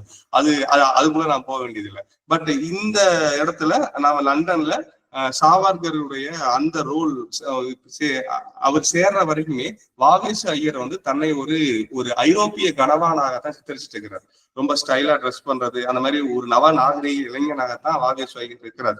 சாவார்கரை பார்த்து சாவார்கரும் அந்த அபினவ் பாரத் சமிதி என்று சொல்லக்கூடிய அந்த கிளர்ச்சி அமைப்புகளும் சேர்ந்து அதுல கான்ட்ரிபியூட் பண்றப்பதான் அவர் வந்து தன்னை முழுக்க மாற்றிக்கொள்கிறாரு. சாவார்கரை தன்னுடைய உற்ற நண்பராகவும் குருவாகவும் ஏற்றுக்கொள்கிறார் வாவேசு ஐயர். இந்த காலகட்டத்துல அந்த அபினவ் பாரத் சமிதியை சேர்ந்த ஒருவர், அவர் பேர் என்னன்னா மதன்லால் திங்ரா என்று அபினவ் பாரத் சமிதியினுடைய ஒரு உறுப்பினர், இந்திய காலனி ஆதிக்கத்தினுடைய இந்திய பிரஜையாக இருந்த லண்டன் பாராளுமன்றத்தில் இருந்த ஒரு அமைச்சர், ஒரு இணை அமைச்சர். அவர் பேர் வந்து கர்சன் வைலி. இந்த கர்சன் வைலிய பாராளுமன்றத்துக்குள்ளேயே போய் சுட்டு கொள்றார் திங்ரா. சுட்டு கொண்டுட்டு இவர் தன்னையும் அவர் சுட்டுக்கிறார். அவரும் சுட்ட உடனே அது ஒரு பெரிய சலசலப்பை வந்து அங்க இங்கிலாந்துலயும் ஏற்படுத்துது, பிளஸ் இங்கேயும் ஏற்படுத்துது. இங்கன்னா இந்திய அரசியும் ஏற்படுத்துது. இப்ப இதன் பொருட்டு சந்தேகிக்கப்பட்டு சாவர்கர் வந்து கைது செய்யப்படுறாரு. சாவர்கர் கைது செய்யப்பட்டு அவரை வந்து கப்பல்ல கொண்டு வரப்பதான் வாவேசு ஐயரும் மேடம் காமா 2 பேரும் சேர்ந்து பிரான்ஸுக்கு அந்த கப்பல் வரும். பிரான்ஸுக்கு அந்த கப்பல் வரப்ப நம்ம அந்த இடத்துல போய் வாவேசு ஐயரை நம்ம காப்பாத்திடலாம்னு சொல்லி போட்டு ஒரு திட்டம் போடுறாங்க. அந்த திட்டம் வந்து இந்த புத்தகத்துல வந்துச்சு, சுவாசம் வெளியிட வந்திருக்குது. வாவேசு ஐயர் அப்படிங்கிற ஒரு மனிதரின் வீர வாழ்க்கை என்று சொல்லக்கூடிய இந்த புத்தகம். இதெல்லாம் தேடல போறப்ப எனக்கு கிடைச்சது. அப்ப இந்த பிரான்ஸ்ல வந்து வாவேசு ஐயரை இவரு சாவர்கரை காப்பாத்துற அந்த ஓப்பனிங் அத்தியாயம் பாத்தீங்கன்னா தோத்து போயிரும். கேஜி படம் எல்லாம் தோத்து போயிரும். ஏன்னா அந்த அத்தியாயத்தினுடைய தலைப்பே வந்து பாத்தீங்கன்னா நிர்வாண நீச்சல். நிர்வாண நீச்சல் தான் எப்படி அப்படின்னு பாத்தீங்கன்னா, இந்த ஒரு பெரிய கொலை குற்றவாளிகள், பெரிய இருக்கக்கூடிய அந்த ரொம்ப மோசமான சைக்கோபாத் எல்லாம் வந்து எப்படி இருக கட்டி வச்சுட்டு அவங்களுடைய 24 மணி நேரத்தையும் வந்து அப்படியே நுணுக்கமா கவனிச்சு கொண்டிருக்கக்கூடிய அந்த ஒரு பில்டப் இருக்கு பாத்தீங்களா, அந்த பில்டப்போட இந்த புத்தகத்தை வந்து சாவர்கர்ல வந்து கப்பல்ல கொண்டு வந்துட்டு இருந்தாங்க அப்படின்னு தொடங்குவாங்க. தொடங்கி முடிச்சதுக்கு பிறகு கப்பல்ல இருந்து அவர் தப்பிக்கிறதுக்கு ட்ரை பண்றப்ப அந்த கப்பலுடைய அந்த ஓட்டை வந்து சிறுசானாங்க, தன்னுடைய ஆடைகளை எல்லாம் கலந்து விட்டு அந்த கடல்ல எட்டி குதிச்சு அவர் வந்து அப்படியே போனார். அதான் நிர்வாண நீச்சல் சொல்லி தலைப்பு வச்சு சாவருக்கு வந்து ஒரு பெரிய கூஸ்பம் மெட்டீரியலா கொடுத்து அங்க போய் பிரான்ஸ் போலீஸ்ட போய் அவர் சொல்லுவார். இதெல்லாம் எதுக்குன்னா வாவேஸ் ஐயரை புரிஞ்சுக்கிறதுக்காக. அப்ப அதுக்குள்ள போயிட்டா கொஞ்சம் சீக்கிரம் முடிஞ்சிடும். அதனாலதான் அப்ப அப்படி போறப்ப அப்ப பிரான்ஸும் பிரிட்டனும் வந்து அந்த என்ன சொல்றது அப்ப வந்து அந்த என்ன சொல்ற பிரிட்டன் வந்து பிரான்ஸுக்கு ஒரு சகோதரத்துவ அடிப்படையில ஒரு சின்ன அண்டர்ஸ்டாண்டிங் இருக்கிறப்ப பிரிட்டன் திருப்பி போய் அவர் எங்களுடைய கைதி, ராஜாங்க ரீதியா நீங்க அவரை வந்து எங்கிட்ட ஒப்படைக்கணும்னு சொல்லி கேட்டுக்கிட்டதை ஒட்டி அவங்க வந்து கொடுக்குறாங்க. கொடுத்த உடனே மேடம் காமாவும் வாவேஸ் ஐயரும் வந்து இது வந்து பன்னாட்டு கொள்கை, அந்த கொள்கை, இந்த கொள்கை இப்படி இது தவறானதுன்னு சொல்லிவிட்டு கடுமையா வாக்குவாதம் செலுத்துறாங்க. பட் அந்த இதெல்லாமே வந்து இதாயிருக்கு. பட் அந்த இடத்துக்கு வந்துடுறாங்க. சோ இந்த வாவேஸ் ஐயருடைய ஸ்ட்ராட்டஜி பாருங்க, லண்டன்ல இருந்து அவர் பிரான்ஸுக்கு சொந்தமான ஒரு தீவுல அவர் கொண்டு வராங்க. இந்த இடத்துல அவர் இங்க இருப்பாரு. சோ நாம இவர் போய் நாம வந்து மீட் பண்ணோம்னா லீகலா பேசி அவரை காப்பாத்தி கொண்டு வந்துடலாம்னு சொல்லி போட்டு மேடம் காமாவோட சேர்ந்து வருவாங்க. வர்றப்ப ஏதோ ரயில்வே கேட் இஷ்யூஸ் ஆகி கொஞ்சம் லேட்டா வந்துருவாங்கன்னு சொல்லிட்டு அந்த புத்தகத்துல போட்டிருக்காரு. அப்ப இந்த வாவேஸ் ஐயர் தெரிஞ்ச உடனே திருப்பி சாவர்கர் போன உடனே அடுத்தது வந்து என்ன சொல்றாங்க அப்படின்னா, நீ பாரிஸ்டர் லா படிக்கணும். பாரிஸ்டர் லானா அன்று இருந்த மன்னர் மீது நீங்க விசுவாச பிரமாணம் எடுக்கணும். நான் மன்னருக்கு வந்து விசுவாசமா இருப்பேன் அப்படின்னு சொல்லி போட்டு நீங்க மன்னருக்கு வந்து விசுவாச பிரமாணம் எடுத்தீங்கன்னா உங்களுக்கு பாரிஸ்டர் பட்டம் கொடுத்துறோம் அப்படின்னு சொன்ன உடனே தங்களிடமிருந்து நாட்டுப்பற்று மற்றும் சுதேசி பற்றின் அடிப்படையில வாவேஸ் ஐயர் வந்து அந்த பாரிஸ்டர் பட்டத்தை வந்து மறுக்கிறார். சொல்ல வர்றாருன்னா ஆர்கே கண்ணன். ஹலோ, இல்ல நீங்க you can go ahead comrade. Nothing sorry. Okay அவரு லோ பண்ணாரு, பாயிண்ட்ல ஏதாவது தப்பா இருக்கு. ஓகே சரி. சோ அப்ப வந்து என்ன பண்றாங்கன்னா, அப்ப இவரு வந்து பாரிஸ்டர் பட்டத்தை வந்து நான் அந்த மன்னர் மீது நான் வந்து அந்த பிரமாணம் எடுக்கிறத நான் தவிர்ப்பேன்னு சொல்லி போட்டு பாரிஸ்டர் பட்டத்தை வந்து இவரு வந்து வாங்கல. எனக்கு அப்ப வந்து காந்தி பாரிஸ்டர் பட்டம் வாங்கினார்ல, அப்ப அவரு வந்து விசுவாச பிரமாணம் எடுத்திருப்பாரா மன்னர் மீது. அப்போ அம்பேத்கர் பாரிஸ்டர் பட்டம் வாங்கினார்ல, அப்ப அவரும் வந்து அப்ப இருந்த மன்னர் மீது விசுவாச பிரமாணம் எடுத்திருப்பாங்களா அப்படிங்கிற கேள்வியில எனக்கு வந்துச்சு. பட் அதுக்குள்ள நான் ரொம்ப டீட்டெயிலா போகல. இப்ப இவர் வந்து மறுக்கிறாரு, எனக்கு தெரியல, கேள்விக்கான பதிலும் தெரியல. அப்ப இவர் மறுத்த உடனே இவர் வந்து உடனே ராஜாங்க விசுவாசியா சொல்லி முத்திர குத்திறாங்க. அப்ப ராஜாங்க விசுவாசியா வாவேஸ் ஐயர் முத்திர குத்தின உடனே அவர் பண்ண டிராவல் பாருங்க, எக்ஸலண்டான டிராவல். லண்டன்ல இருந்து பாரிஸ்ல இருந்து ரோம்ல இருந்து கெய்ரோ, எகிப்தோட தலைநகர் கெய்ரோல இருந்து மெக்காவுல இருந்து மெதினால இருந்து கொழும்புல இருந்து பிரெஞ்சு காலனியான பாண்டிச்சேரிக்கு வந்து சேர்றாரு 1910. 1910 அவர் இவ்வளவு பெரிய டிராவல் பண்ணி இவ்வளவு பேருக்கு அவர் அன்றிருந்து அந்த நெருக்கடியில எல்லாம் மண்ணை தூவிட்டு அவர் எங்க வர்றாருன்னா, இத்தனை நாடுகளை கடந்து இதன் வழியா வந்து அவர் எங்க சேர்றாருன்னா பிரெஞ்சு காலனியான பாண்டிச்சேரியில அடைக்கலம் புகுகிறார். இதோட இங்க நிறுத்துவோம். இப்போ வாவேஸ் ஐயர் வந்து எப்படிப்பட்டவர் உங்களுக்கு தெரிஞ்சிருக்கு. அவர் வந்து கட்டாயமா அவர் வந்து என்ன சொல்றதுன்னா, ரொம்ப ரொம்ப ரொம்ப ரொம்ப ஃபோர்ஸா நம்ம வந்து ஒரு ஆயுதம் தாங்கிய போராட்டத்தில் மட்டும்தான் இந்திய விடுதலை வந்து நம்ம கொண்டு வர முடியும் அப்படின்னு நம்பக்கூடிய ஒரு தீவிரவாதிகள்ல அவரு ஒருவர் அப்படிங்கிற ஒரு புரிதலோட வாவேஸ் ஐயர் இந்த இடத்துல நம்ம நிறுத்துவோம், அவருடைய டிராவல் நிறுத்துவோம். ரைட். இதுக்கு அடுத்தது ஒரு முக்கியமான விஷயம் என்னன்னா, 1911 இங்கிலாந்து மன்னர் அன்றைய இங்கிலாந்து மன்னர் வந்து அங்கேயே ஆக்சுவலா மன்னரா வந்து முடியெடுக்கிறார். அந்த முடிசூட்டு விழாவை திருப்ப எங்க நடத்தணும், இங்க நடத்தணும், எங்க இந்தியாவில வந்து நடத்தணும், இந்தியாவிலேயே அதை வந்து வெகு விமரிசையா நடத்தணும் அப்படின்னு திட்டமிட்டு இந்திய காலனி இதுல வந்து அதை நடத்தணும் அப்படின்னு திட்டமிடுறாங்க. அந்த திட்டமிடுறது அந்த சூழ்நிலையில அவங்களுக்கு வந்து எதிர்ப்பாட நாம வந்து கற்பிக்கணும் அப்படிங்கிறதுக்காகத்தான் வந்து கலெக்டர் ஆஸ் படுகொலை செய்யப்பட்டிருக்கிறார் அப்படிங்கிற ஒரு பார்வையை வந்து சிவசுப்பிரமணியம் இந்த நூல்ல இருந்து முன்வைக்கிறார். அது 1911 அதுவும் நடக்குது. அப்ப ஜார்ஜ் மன்னரினுடைய முடிசீட்டு திருவிழாவை ஒட்டி தங்கள் எதிர்ப்பினை தெரிவிக்கத்தான் இப்படி ஒரு தனி மனித கொலைக்கு திட்டமிட்டு இருந்தாங்க அப்படிங்கிறது வந்து அப்படிங்கிறது முடிவாகும். அப்ப இது ஏன் வந்து 1911 கொள்றாங்க அப்படின்னா, 1908 வஉசி முன்னெடுத்த அந்த ஸ்வதேசி ஸ்டீம் மற்றும் கோரல் மில் தொழிற்சாலை. கோரல் மில் போனா நம்ம ஹார்வி மில் போகணும். ஹார்வி மில் போனா ஹார்வி, நான் திருப்பி சொன்னேன், அந்த மூலதன குவிப்பு, அந்த இங்கிலாந்து அரசுக்கு தேவையான மூலதன குவிப்புக்காக அந்த மதுரா மில்ஸ் சொல்லக்கூடிய பாபநாசம் பகுதியில் இருக்கக்கூடிய இப்ப இருக்கு மதுரா மில்.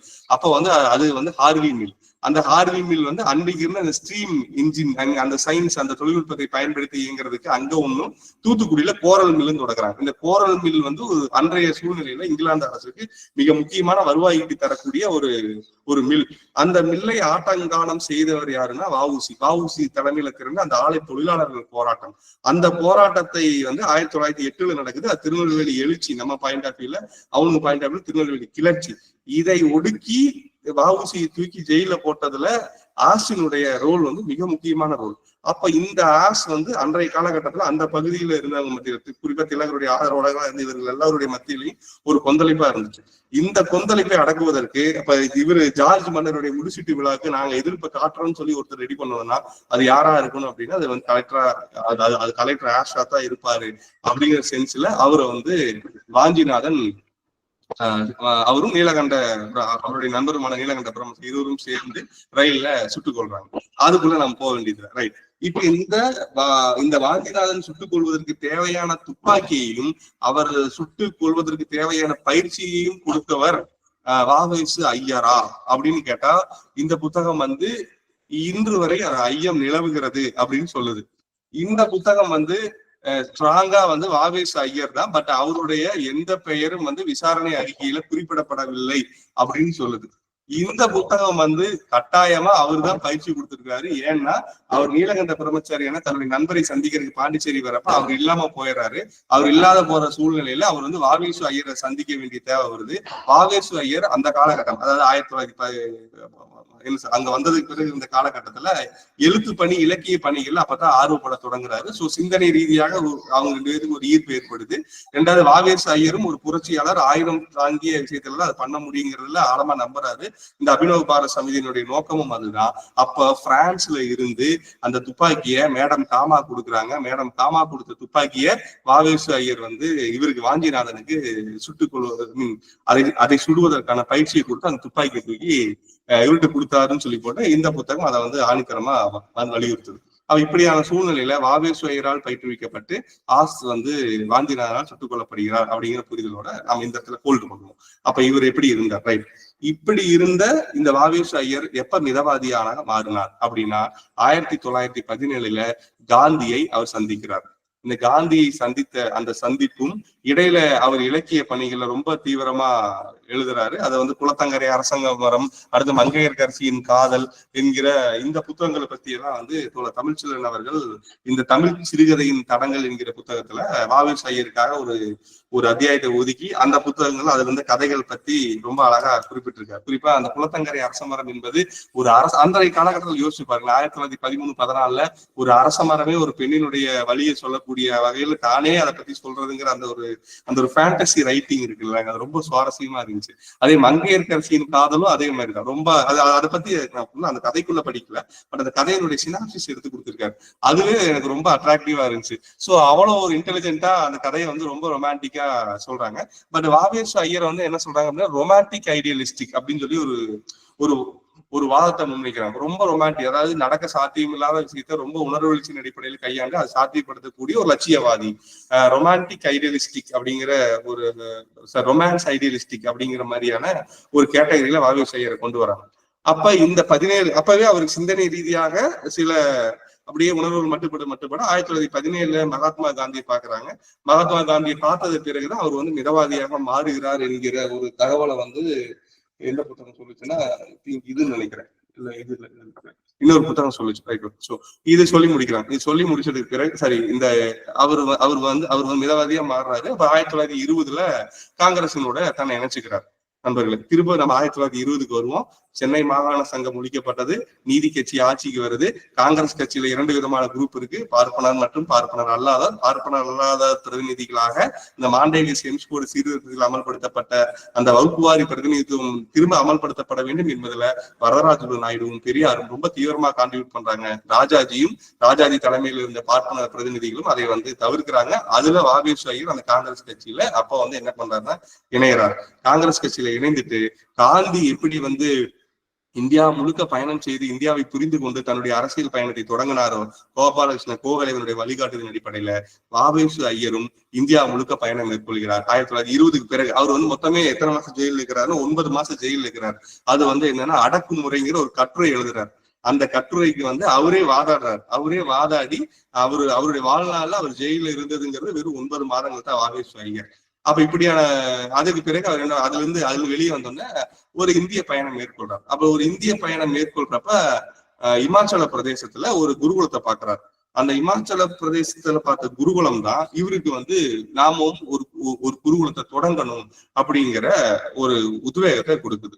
இதே நேரத்துல காங்கிரஸ் அகில இந்திய அளவுல எதை வலியுறுத்துது அப்படின்னா, நாம ஆங்கில கல்வியை புறக்கணிப்போம், தேசிய கல்வியை வலியுறுத்துவோம் அப்படிங்கிறத ஒரு கொள்கையா வச்சிருந்தாங்க. அதை ஒட்டித்தான் 1920களில் அகில இந்திய அளவுகள்ல நிறைய என்ன சொல்றது நிறைய கல்வி நிறுவனங்களை தொடங்குறாங்க. எக்கச்சக்கமான கல்வி நிறுவனங்கள் தொடங்குறாங்க. அதுல அலிகார் யூனிவர்சிட்டி, அது போக இன்னும் 2-3 யூனிவர்சிட்டி எல்லாம் சொல்லியிருந்தாங்க. ஸோ இது அது என்னென்னங்கிறது வேண்டியதில்லை. பட் இருந்தாலும் நாம வந்து என்னன்னா அலிகார் முஸ்லீம் பல்கலைக்கழகம், திலகர் மகாராஷ்டிரா வித்யாபீடம், குவாமி வித்யாபீடம், இந்த பின்னணியில தான் தமிழ்நாட்டுல வந்து இதே தேசிய கல்விக்கான ஒரு ஸ்தாபனத்தை காங்கிரஸ் தொடங்கணும் அப்படிங்கிற அடிப்படையில தான் இந்த குருகுலமானது தொடங்கப்பட்டுச்சு. அப்ப தேசிய கல்வி வலியுறுத்துவது இந்த குருகுலத்தினுடைய நோக்கமா இருந்துச்சு. அப்ப என்னன்னா கீழை தேய உணர்வுன்னு அழகா சொல்றாங்க. கீழை தேய உணர்வு, அந்த கீழை தேய உணர்வு அடிப்படையில இந்திய பாரம்பரிய பண்பாட்டை விட்டு போகாம நாம வந்து அதை வலியுறுத்தணும் அப்படிங்கிற அடிப்படையில தான் காங்கிரஸ் கட்சி 10,000 ரூபாய் நிதியுதவி கொடுக்குறாங்க. காங்கிரஸ் கட்சியினுடைய 10,000 ரூபாய் நிதியுதவியில முதற்கட்டமா 5,000 ரூபாய் கொடுக்குறாங்க. அந்த 5,000 ரூபாயும் வந்து பாத்தீங்கன்னா பெரியார் அன்றைய செயலாளர், ஆனா பெரியார்கிட்ட அந்த தகவல் போகாம இணை செயலாளர்கிட்ட கையெழுத்து வாங்கி அந்த 5,000 ரூபாய் பணத்தை வாங்கிறாரு வாவேசு ஐயர். ஏன்னா அது வந்து பெரியாருக்கு கையொப்பம் விடல அந்த அமௌண்ட்ல. அன்றைய தேதியில வரதராஜலு நாயுடு ஜெயில இருக்கிறார். அவர் அன்றைய காலகட்டத்துல காங்கிரஸ் கட்சியினுடைய தலைவர். சோ இப்போ நாம இந்த புரிதலோட நம்ம உள்ள என்றாகும். 1922ல ஏன் வந்து தமிழகத்துல நிறைய இடங்கள் போய் பாக்குறாரு. சென்னை போய் பாக்குறாரு, திருவண்ணாமலை போய் பாக்குறாரு, இல்லை அடுத்து ஈரோடு போய் பாக்குறாரு, நிறைய இடங்கள் போய் பாக்குறாரு. பார்த்ததுக்கு பிறகு ஏன் அவர் வந்து கல்லிடைக்குறிச்சி, திருநெல்வேலி அன்றைய இன்னைக்கு திருநெல்வேலி மாவட்டமான கல்லிடைக்குறிச்சியில தான் முதல்ல தொடங்குறாங்க. சேரன் மாதேவியில தொடங்கல. ஏன் அங்க தொடங்குறாங்க அப்படின்னா, ஏற்கனவே திரும்பி நம்ம வாஞ்சிக்கு வருவோம், நீலகண்ட பிரம்மச்சாரிக்கு வருவோம், வஉசிக்கு வருவோம், சுப்பிரமணிய இவங்க எல்லாத்துக்கும் வந்து பார்த்தோம் அப்படின்னா அந்த காலகட்டம் 1908-7லேயே ஒரு சுதந்திர எழுச்சி, அதான் திருநெல்வேலி எழுச்சி இருந்த காலகட்டம். அது வந்து அப்ப வந்து தமிழக அளவுல ஒரு மிகப்பெரிய ஆழமான தாக்கத்தை செலுத்தி கொண்டிருந்த காலகட்டம். அப்ப அந்த இடத்துல குருகுலம் தொடங்குவது ரொம்ப எளிமையா இருக்கும். 2வது, அப்ப திலகரை அடியொற்றி திலகரை தன்னுடைய குருவாக ஏற்றுக்கொண்டு மாவட்ட ஆசிரியர்கள்ங்கிற ஒரு அமைப்பு சேர்ந்து ஒரு பள்ளிக்கூடத்தை நடத்திட்டு இருக்கு. இந்த பள்ளிக்கூடத்தை நீங்க நடத்துங்க அப்படின்னு சொல்லி போட்டு அந்த பள்ளிக்கூடத்தை வந்து வாவேசு ஐயருக்கு கொடுக்குறாங்க. வாவேசு ஐயருக்கு கொடுத்த பிறகுதான் கொஞ்ச காலம் வந்து 1922ல கல்லடைக்குறிச்சியில் நடத்துறாங்க. அதற்கு பிறகு அந்த வைதிக மரபை சேர்ந்த நாட்டுக்கோட்டை செட்டியார்கள் மரபிலிருந்து வந்த வைசு செட்டியார், பேர் நல்ல பேர், வைசு சண்முக செட்டியார், நான் பின்னாடி வந்துடும். சோ அவர் வந்து ஒரு பெரிய தொகையை கொடுக்கிறார். தொகையை கொடுத்து 30 ஏக்கரா நிலத்தை வந்து சேரன் மாதேவியில வாங்குறாங்க. அந்த 30 ஏக்கரா அந்த நிலத்தை வாங்கி அதற்கு பிறகு இங்க இயங்கி கொண்டிருந்த கல்லிடைக்குறிச்சியில் இயங்கி கொண்டிருந்த அந்த குருகுலத்தை கொண்டு போய் எங்க வைக்கிறாங்கன்னா சேரன் மாதேவியில வைக்கிறாங்க. இப்ப குருகுலங்கிற பேர் வச்சோம்னா நமக்கு வந்து என்ன கிடைக்காது, நமக்கு நிதியுதவி வாங்க முடியாது, ஃபண்ட் ரைஸ் பண்ண முடியாது. அப்படிங்கறதுக்காக அது ஒரு ட்ரஸ்டுக்கு கீழே கொண்டு வரணும். அந்த ட்ரஸ்டியா வந்து பாரத்வாஜ குருகுல ஆசிரமம் அப்படிங்கிற ஒரு ட்ரஸ்டை ஏற்படுத்துறாங்க. பாரத்வாஜ குருகுல ஆசிரமம். இந்த ஆசிரமத்தின் பேர்ல அவங்க வந்து ட்ரஸ்ட் அமௌண்ட் வாங்கிட்டு இவங்க வந்து சேரன் மாதிரி தமிழ் குருகுலம், அப்படி சேரன் மாதிரி தமிழ் குருகுலம்ங்கிற அடிப்படையில அவங்க வந்து இதை வந்து ரன் பண்றாங்க. அப்ப இதனுடைய ஆச்சாரியார், இதனுடைய தலைமை ஆச்சாரியராக வாவேசு ஐயரும், அடுத்தது அதனுடைய துணை ஆச்சாரியாக TR மகாதேவ ஐயரும் அப்படின்னு சொல்லிட்டு ஒரு 3 இதா அவங்க வந்து பிரிக்கிறாங்க. 3 பேர் யாருன்னா ரா அனந்தகிருஷ்ணன், வாவேசு, தீரா மகாதேவ ஐயர். இந்த 3 பேர் முக்கிய பொறுப்புல இருக்கிறாங்க. இந்த முக்கிய பொறுப்புல வந்து நிதி, இவங்க காங்கிரஸ் கட்சி கொடுத்த 5,000 ரூபாய் நிதியும் அவர் செட்டியார் அவர் உதவி செய்ததும் போக இன்னும் நிறைய பொருளுதவி தேவைப்படுது. அப்ப அந்த பொருளுதவி தேவைப்படுறப்ப அன்னைக்கு இருந்த இதழ்கள் வந்து ஒரு பெரிய சப்போர்ட் பண்ணுது. இந்து, குமரன், சுதேசமித்திரன், தமிழ்நாடு, நவசக்தி, இந்த 5 இதழ்கள் நம்ம வந்து வச்சுக்கிட்டா போதும். இதுக்காக மட்டுமே கடைசியில ஒரு அத்தியாயத்தை பல அதிகமான் கொடுத்திருக்காரு. இந்த இந்து, குமரன், சுதேசமித்திரன் வந்து நடுநிலைமைன்னு சொல்றாரு. சுதேசமித்திரன் நடுநிலைமைன்னு சொல்றாரு, ஆனா நடுநிலைமையில் இல்லை. தமிழ்நாடு வந்து பின்னாடி வருது நவசக்தி. இந்த 5 இதழ்களும் தொடர்ந்து விளம்பரப்படுத்தி இந்த குருகுலத்துக்கு தேவையான நிதிகளை பெருக்குது. அதே போல சுற்றுப்பயணம் மேற்கொள்றாங்க. சுற்றுப்பயணம் எங்கன்னா அகில இந்திய சுற்றுப்பயணத்தை வந்து வாவேசு ஐயர் மேற்கொள்கிறார். தனக்கு தேவையான ஆசிரமத்துக்கு தேவையான நிதியுதவி பெறுவதற்கும் புரவலர்களை சந்திப்பதற்கும் வாவேசு ஐயர் வந்து அகில இந்திய அளவுல பயணம் மேற்கொள்கிறார். அனந்தகிருஷ்ணன் வந்து தமிழ்நாட்டுக்குள்ள பயணம் மேற்கொள்கிறார். தீரா மகாதேவ ஐயர் வந்து வெளிநாடுகளுக்கு பயணம் மேற்கொள்கிறார். இங்கதான் பிரச்சனை ஸ்டார்ட் ஆகுது. தீரா மகாதேவ ஐயர் மலேசியாவுக்கு போய் ஒரு புரவலர் சந்திக்கிறார்.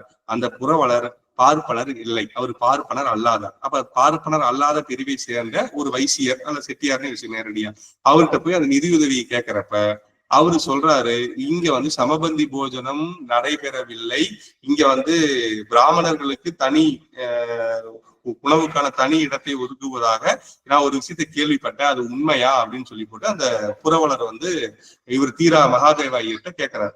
இந்த தீரா மகாதேவர் அப்படிலாம் கிடையவே கிடையாதுன்னு சொல்லி மறுக்கிறார். அதை மறுத்த உடனே அந்த புரவலர் அன்றைய காங்கிரஸ் கட்சியில் இருந்தவருக்கு கடிதம் எழுதுகிறார். இது ஒரு விஷயம். அடுத்தது ஓமந்தூரார் அவனுக்கு தெரியும். நம்ம தமிழக அரசியல் வரலாறுல தெரிஞ்சவங்களுக்கு ஓமந்தூரார் அவனுக்கு தெரியும். அந்த ஓமந்தூராருடைய பையன் சங்கரன் இதே குருகுலத்துல படிக்கிறார்.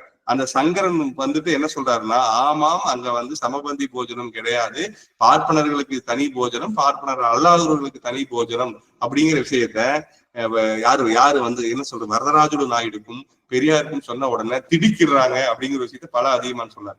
பெரியாரும் வரதராஜுலு நாயுடுவும் திடுக்கிட்ட சம்பவத்தோடு சேரன் மாதேவி குருகுல போராட்டம் தொடங்கியது அப்படிங்கிற ஒரு விஷயத்த அழகா இந்த இடத்துல வந்து அவர் வந்து இணைக்கிறார். ரைட், இது வரைக்கும் ஒரு லீனேஜ் வந்திருக்குன்னு நினைக்கிறேன்.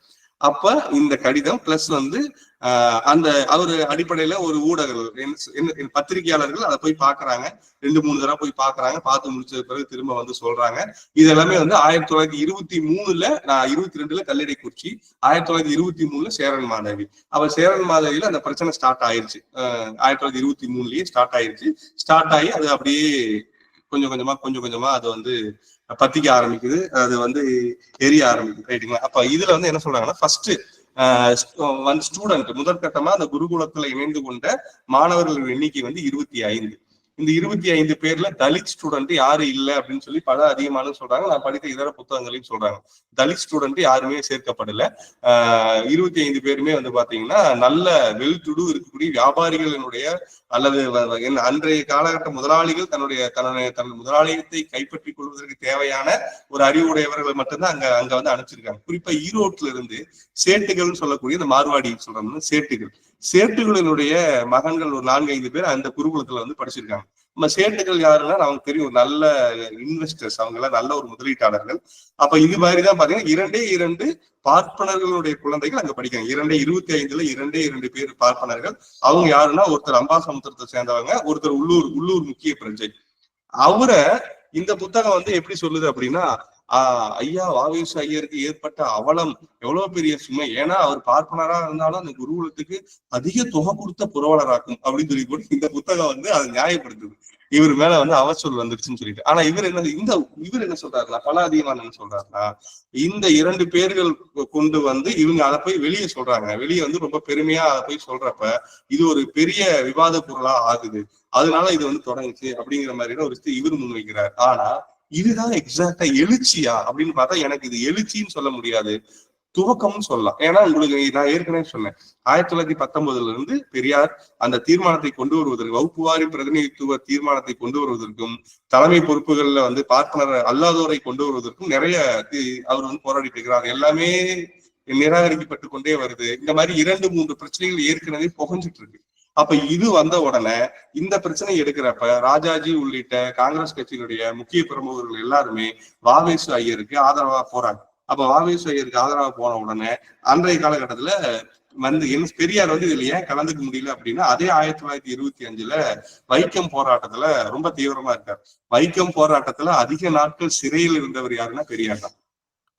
அதனால வந்து அவர் இந்த போராட்டத்துல வர முடியலன்னா கூட தான் வந்து அதுக்கான கண்டன குரலை வந்து மிக காத்திரமா கொடுத்துட்டு இருக்கிறாரு. அதை வந்து வரதராஜுலு நாயுடோட தொடர்ந்து கடித போக்குவரத்து இருக்கிறாரு. அப்ப இது முழுக்க ஒன்மேன் ஆர்மியாக இருந்து அதை வந்து போர்வானாக இருந்து சமாளித்தவர் யாருன்னா வரதராஜுலு நாயுடு தான். அப்ப இந்த வரதராஜுலு நாயுடு அவர்களுக்கு வந்து என்ன பிரச்சனை, அப்படின்னு நான் அவங்களுடைய கருத்தை வச்சு நான் சொல்றது பொருத்தமா இருக்கு எனக்கு தோணுது. சோ அதுல மட்டும் நான் சொல்லிட்டேன். இந்த புத்தகத்தையே நீங்க முழுசா உள்வாங்கிக்கலாம். என்னன்னா அவருடைய அவருடைய அவருடைய வாக்கியத்திலே நான் சொல்றேன். நான் என்னுடைய ஜனங்களுக்கு சுயராஜ்யம் கொடுக்க வேண்டும் என்று கேட்டால் நான் ராஜாங்க துவேசி என பிரிட்டிஷ் அதிகார வர்க்கத்தினர் கருதி என்னை சிறையில் இடுகின்றனர். எல்லோருக்குள்ளும் சமத்துவம் வேண்டும் என்று சொன்னால் நான் பிராமண துவேசி என்கிறார்கள். நான் எதையும் பகிரங்கமாகவே செய்து வருகிறேன். பிராமணர்களிடத்தில் எனக்கு துவேஷம் இல்லை. முக்கியமான பாயிண்ட் தான். பிராமணர்களிடத்தில் எனக்கு துவேஷம் இல்லை. என்னுடைய சகோதரர்களைப் போலவே அவர்களையும் நான் நேசிக்கிறேன். எல்லா இந்தியர்களும் சந்துஷ்டி அடைய வேண்டும் என்றே நான் வேலை செய்கிறேன். ஆனால் பிரிட்டிஷாராவது பிராமணராவது ஏதேச்சாதிபத்தியம் நடத்துவதெனில் அதற்கு நான் பரம துவேசிதான் அப்படின்னு சொல்லி 1924 டிசம்பர்ல கொந்தளிப்பான காலகட்டத்துல யாருல வரதராஜ நாயுடு ஓப்பன் ஸ்டேட்மெண்ட் கொடுக்குறாரு. இந்த ஸ்டேண்டை வச்சு நீங்க வரதராஜ நாயுடு புரிஞ்சுக்கணும். அடுத்தது வாவேஸ் ஐயர் ஒரு ஸ்டேட்மெண்ட் கொடுக்குறாரு. அந்த ஸ்டேட்மெண்ட் எப்படி இருக்குன்னா அது பாருங்க.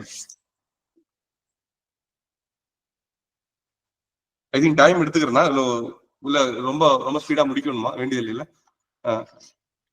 பேசுங்க. Okay sorry. ஓகே. சோ இதுல அவருடைய ஸ்டேட்மெண்ட் என்னன்னா, ஒரு தனி மனிதனுக்கு சாதாரணமாக ஜாதியின் அமைப்பை மாற்ற அதிகாரம் கிடையாது. ஜாதியின் அமைப்பு கெட்டிருக்கிறதால் அது மாற்றி அமைக்கப்பட வேண்டும் என்று ஒருவன் ஆராய்ந்து தீர்மானித்து அவன் அபார அத்தியாத்தமான ஆற்றல் படைத்தவனா என்று பல அதெல்லாம் அப்படியே குளோபுல எல்லாம் போய் முடிச்சுட்டு அவர் லாஸ்ட் என்ன சொல்றாருன்னா, ஜாதி அமைப்புக்கு சற்றும் கேடு வராத சனாதன தர்மத்திற்கு பொருந்தும்படியான சாஸ்திர சம்மதத்தை பெற விரும்பும் பாவேசு ஐயரின் எண்ணம் இந்த விளக்கத்திலிருந்து தெரிய வருகிறது. அப்ப அவர் என்ன சொல்ல வர்றாருன்னா, இவங்க எல்லாத்துக்குமே பூணூல் போட்டலாம், எல்லாத்துக்கும் பூணூல் போட்டுவிட்டு நாம இவங்க எல்லாருமே துவிஜர்களா மாத்திரலாம் அப்படின்னு கூட வாவேசு ஐயர் யோசிக்கிறார் இடையில.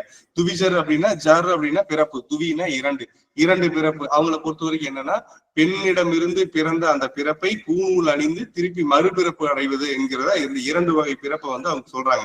சோ பிராமணர்கள் பார்ப்பனர்களை துவிஜர் அப்படின்னு சொல்லி சொல்றாங்க. துவிஜர் 2 வகை பிறப்பு. கிரிஜா, கிரினா மலை, ஜானா பிறப்பு. கிரிஜானா மலையில் இருந்து பிறந்தவர், வனஜா வனம்னா காடு, ஜானா பிறப்பு காட்டில் இருந்து பிறந்தவர்கள். அந்த மாதிரி துவினா இரண்டு வகையான பிறப்பு. இப்ப முதல்ல பெண்ணிலிருந்து பிறந்த தீட்டை கழித்து அந்த பூணூல் அணிந்த பிறகு மறுபிறப்பு அடைகின்ற அந்த ஒரு தன்மையில எல்லோரையும் துவிஜர்கள் ஆக்கலாம் அப்படிங்கிற ஒரு விஷயத்த வாவேசையர் கூட யோசிக்கிறார்.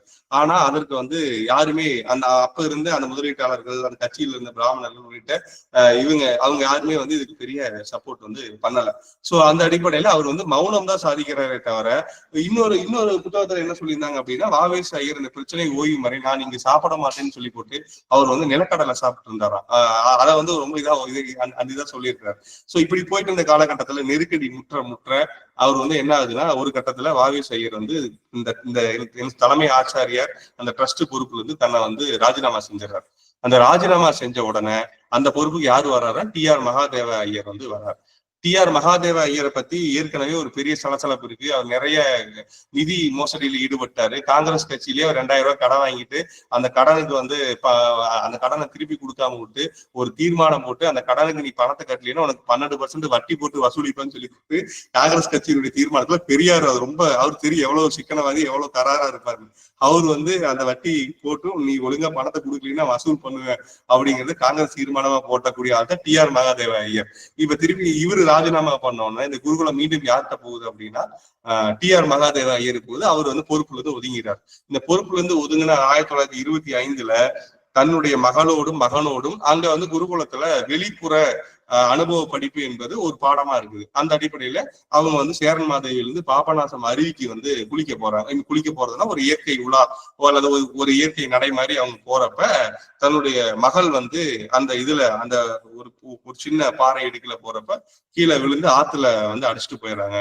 ஆத்துல அடிச்சுட்டு போற தன்னுடைய மகளை காப்பாற்றுவதற்காக வாவேஸ் ஐயரும் என்ன சொல்லி அந்த ஆற்றுல வந்து குதிச்சு காப்பாடுறாங்க. அந்த சுழல் தன்மையினால வந்து பாத்தீங்கன்னா அவரு கையோட இழுத்துட்டு போயிடுறாங்க. இழுத்துட்டு போகப்பட்ட பிறகு அவரு அந்த அந்த பெண்ணினுடைய உடல் வந்து 4 நாட்கள் கழிச்சு கிடைக்குது.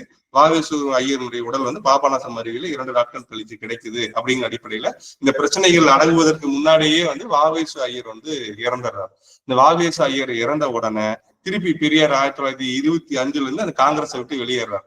நீங்க இப்படிதான் எனக்கு தொடர்ச்சியா வந்துட்டு இருக்குன்னு சொல்லிவிட்டு அவர் காங்கிரஸ் கட்சியிலிருந்து வெளியேறி சுயமரியாதை இயக்கத்தை நோக்கி போறாரு. அப்ப 1926 மீண்டும் தேர்தல் வருது. அந்த தேர்தல்ல இதுவெல்லாம் ஒரு பிரச்சனை. இதுக்கு நடுவுல வரதராஜ நாயுடு தமிழகம் முழுக்க சுற்றுப்பயணம் மேற்கொண்டு தன்னுடைய அந்த என்ன சொல்றது சேரன் மாதவி குருகுலத்தில் இருக்கிற சமபந்தி போஜனத்திற்கு எதிரான கண்டன என்ன சொல்றது அதோட குரலையும் எதிர்ப்பு அலைகளையும் ஆல்ரெடி உருவாக்கி விட்டுறார். பெரியாரும் உருவாக்கி விட்டுறார். சில இதழ்கள் அவங்க என்ன சொல்ற நாட்டுக்கோட்டை செட்டியார்கள் எழுதின முருகப்பா அவருடைய குமரன், ஊழியன், இந்த மாதிரியான இதழ்களும் ஒரு பெரிய ரோல் பண்ணுது. அந்த குருகுலத்துக்கு தேவையான அந்த புரவலர்கள் தன்னுடைய நிதியை கொடுக்க மறுக்கிறாங்க. அப்ப அது கொஞ்சம் இம்பேலன்ஸ்ட் ஆகுது. இப்ப 26 தேர்தல்ல நீதி கட்சி தோற்கடிக்கப்படுது. இந்த நீதி கட்சி தோற்கடிக்கப்பட்ட பிறகு காங்கிரஸ் கட்சி ஆட்சிக்கு வருது. இந்த காங்கிரஸ் கட்சி ஆட்சிக்கு வந்த உடனே பெரியார் வந்து காங்கிரஸ் கட்சியினுடைய கீழே தான் இருக்கிறாரு. அவர் வந்து அப்ப நீதி கட்சிக்கு போகாம இருக்கிறார். அப்ப வந்து ஒரு 3 கொள்கைகளை அவர் வந்து ஓப்பனா வெளிப்படுத்தி இதை யாரு ஏத்துக்கிறீங்களோ நான் அவங்களோட சேர்ந்து செயல்பட தயாரா இருக்கிறேன்னு சொன்ன உடனே பிரிட்டிஷ் ஆதரவா இருந்த வந்து என்ன நீதி கட்சிக்கு அப்படி ஒரு ஆளுமை கிடைக்கிறது தேவைங்கிற அடிப்படையில அதை ஏத்துக்கிறேன்னு சொல்றாங்க. ஏத்துக்கிட்ட உடனே திருப்பி ஒரு நீதி கட்சிக்கு பெரியார் போறாரு. இதெல்லாம் வந்து இந்த புத்தகத்துல வரும். இதோட நாம் நிறுத்திக்கிறது பொருத்தமா இருக்குன்னு தோணுது. அதற்கு பிறகு நடந்த வரலாறு, திருப்பி அவர் ரஷ்யாவுக்கு போனது, அவர் பெரியார் ஒரு கட்சி ஆரம்பிக்க இருந்தாரு அப்படிங்கிற தகவல் எனக்கு புதுசா இருந்துச்சு. அது என்ன கட்சின்னா தென்னிந்திய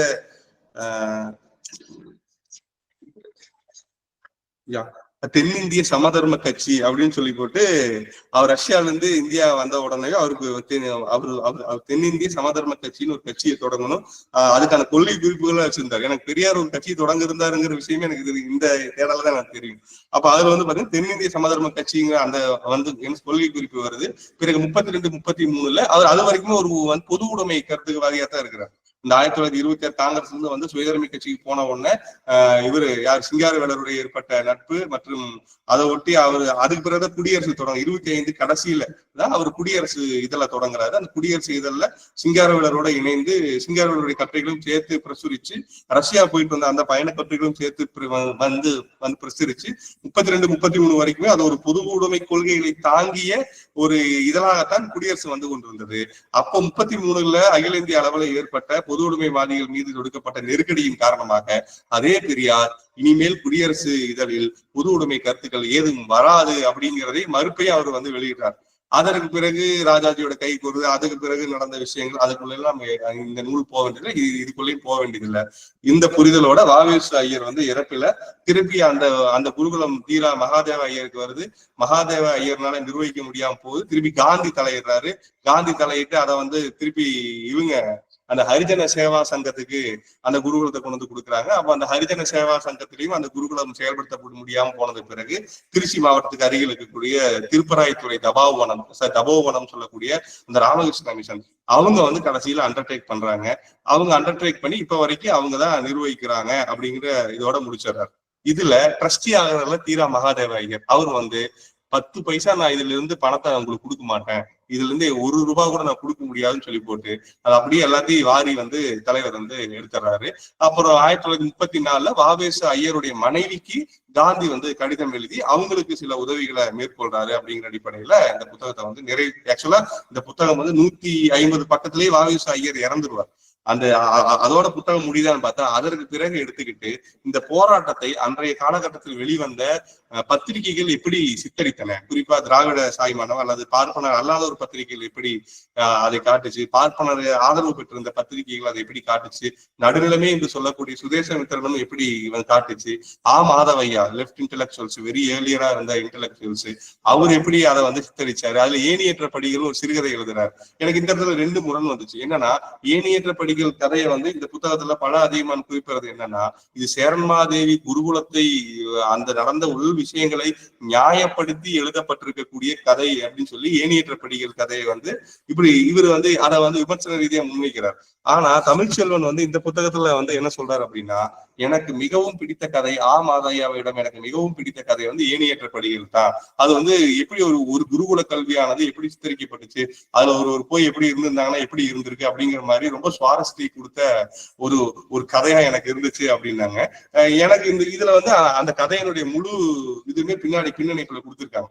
எனக்கு இதை படிக்கிறப்ப எனக்கு அதை விட இது மீண்டும் வந்து எனக்கு இந்த துணியில தான் வந்துச்சு. திருப்பி அதை நடந்த விஷயத்தை நியாயப்படுத்துற மாதிரியே ஒரு துணி வருது அப்படின்னு பாக்குறப்ப மாதவையா வந்து இந்த புத்தகத்துல அருணனுடைய இந்த புத்தகத்துல ஒரு ஸ்டேட்மெண்ட் கொடுத்திருப்பாரு. என்னன்னா, நீங்க வந்து பார்ப்பனர் அல்லாதவர் மீது தாக்குதல் தொடுக்கிறான்னு சொல்றீங்கல்ல, அப்ப பார்ப்பனர் அல்லாதவர் உங்களுக்குள்ள பறையர் உள்ளிட்ட ஏனைய ஒடுக்கப்பட்ட சாதிகளை நீங்க எப்படி சமமாவா நடத்துறீங்க? அவங்க சாப்பிட்றதா அவங்க சமைச்சு போறதா நீங்க சாப்பிட்றீங்களா அப்படின்னு ஒரு கேள்வியை வந்து பார்ப்பனர் அல்லாதவரை பார்த்து மாதவையா கேட்கிறார். அந்த ஒரு கேள்விக்காக அந்த ஒரு விஷயத்த நம்ம நியாயமா எடுத்துக்க முடியுமா அப்படிங்கிறது எனக்கு தெரியல.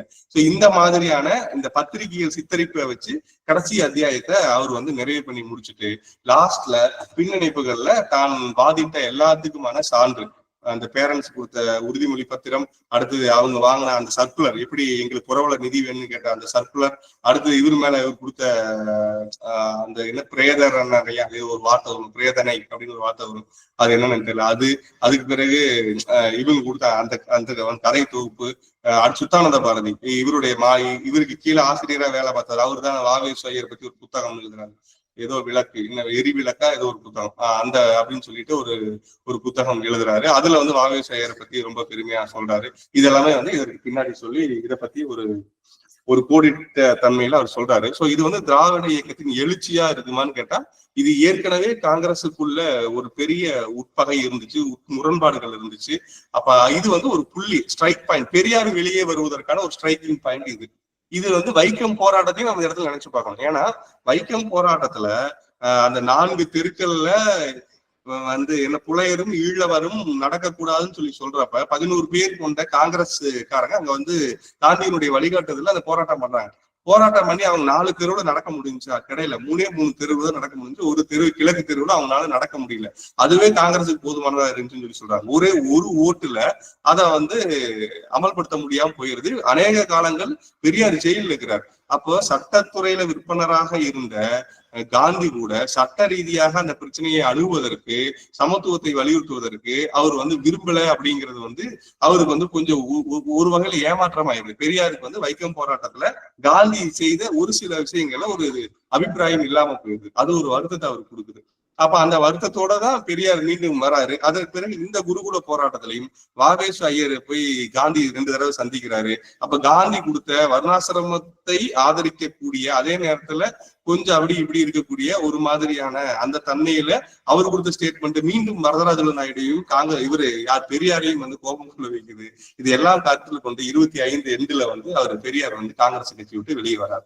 அப்ப அவர் வெளியே வந்ததுக்கு இந்த சேரன் மாதேவி ஒரு துவக்க புள்ளி. அதற்கு பிறகு நடந்த எழுச்சிகளுக்கு இது ஒரு ஸ்டார்டிங் பாயிண்ட் தவிர இதுலயே அவர் வந்து ஒரு பெரிய திராவிட கொள்கைகளால் ஈர்க்கப்படல. ஏன்னா 1933 வரைக்குமே அவர் பொது உடைமை கொள்கைகளால் ஈர்க்கப்பட்டு குடியரசுல அநேக கட்டுரைகள் வந்து பொது உடைமை கட்டுரைகளும் கம்யூனிசம் பற்றிய கட்டுரைகள் தான் வந்துட்டு இருந்துச்சு.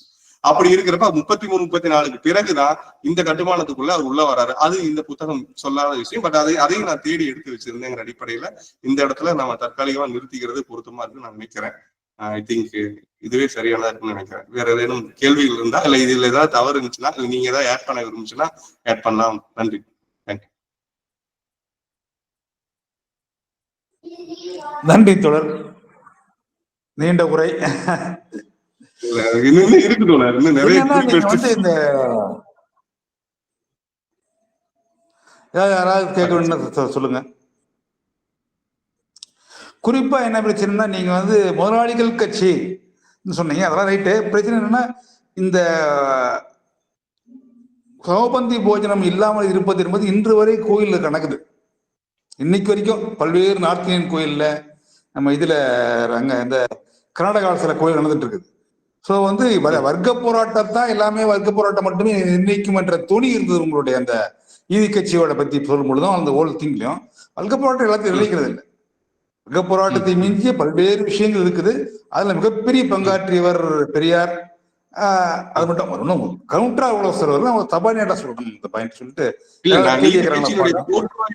நீதி கட்சியினுடைய தோற்றுவாய்க்கு ஒரு பக்கசார்பு இருந்துச்சு நான் சொல்றேன். அந்த காலகட்டத்துல அது கிளியர், அதுல பிரச்சனையே கிடையாது. நீதி கட்சி மோசமான்னு சொல்றதுல வந்து சிக்கல் இருக்குது.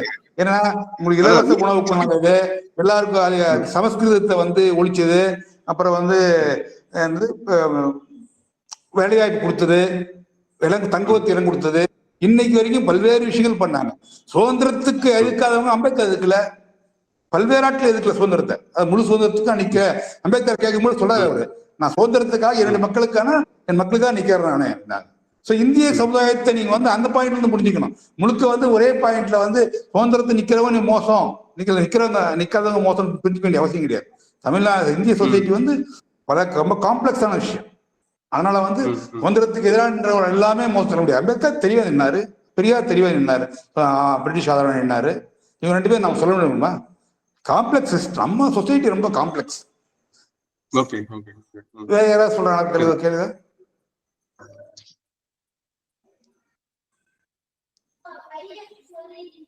ஹலோ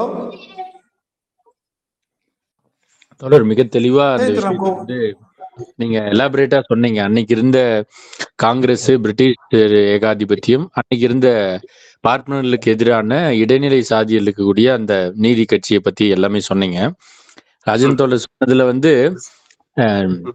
ஜென்ரல் ஆஸ்பெக்ட்ஸா வந்து அந்த முரணை வந்து சொல்லிதான் ஆகணும். அப்படி எல்லாதான் விஷயத்தையும் சொன்னாலையும் இன்னைக்கு இருக்கக்கூடிய திராவிடம் பேசக்கூடிய, இன்னைக்கு இருக்கக்கூடிய நவநீதி கட்சியில் இருக்கக்கூடியவர்கள்லாம் பெரும் முதலாளித்துவத்துக்கு ஆதரவா பார்ப்பனியத்தை வந்து தூக்கி பிடிக்கிறவங்களா இருக்காங்கன்றத நம்ம அன்னைக்கு பண்ணாங்க. ஆனா இன்னைக்கு அதே வேறு இன்னைக்கு இடைநிலை சாதியில் இருக்கக்கூடியவங்க தங்களை பார்ப்பனர்களாக நினைக்கக்கூடிய விஷயம் தான் இன்னைக்கு இருக்கு திராவிட இயக்கத்துல. சோ ரெண்டுமே நீங்க சொன்னதும் ராஜன் தோழர் சொன்னும் பார்க்கணும். நம்ம வர்க்க போராட்டத்தையும் தாண்டி பண்பாடு ரீதியா இது பார்க்கணும் அப்படின்றது சரியான கருத்து தான் தொடர். மிக அற்புதமான ஒரு கருத்து சொறிவு நிறைந்த உரை. பல விஷயங்கள் நிறைய நண்பர்களுக்கு எனக்கும் கூட தெரியாத விஷயங்களை கோடிட்டு காட்டினீர்கள் தொடர். நன்றிங்க தொடர், வாழ்த்துக்கள்.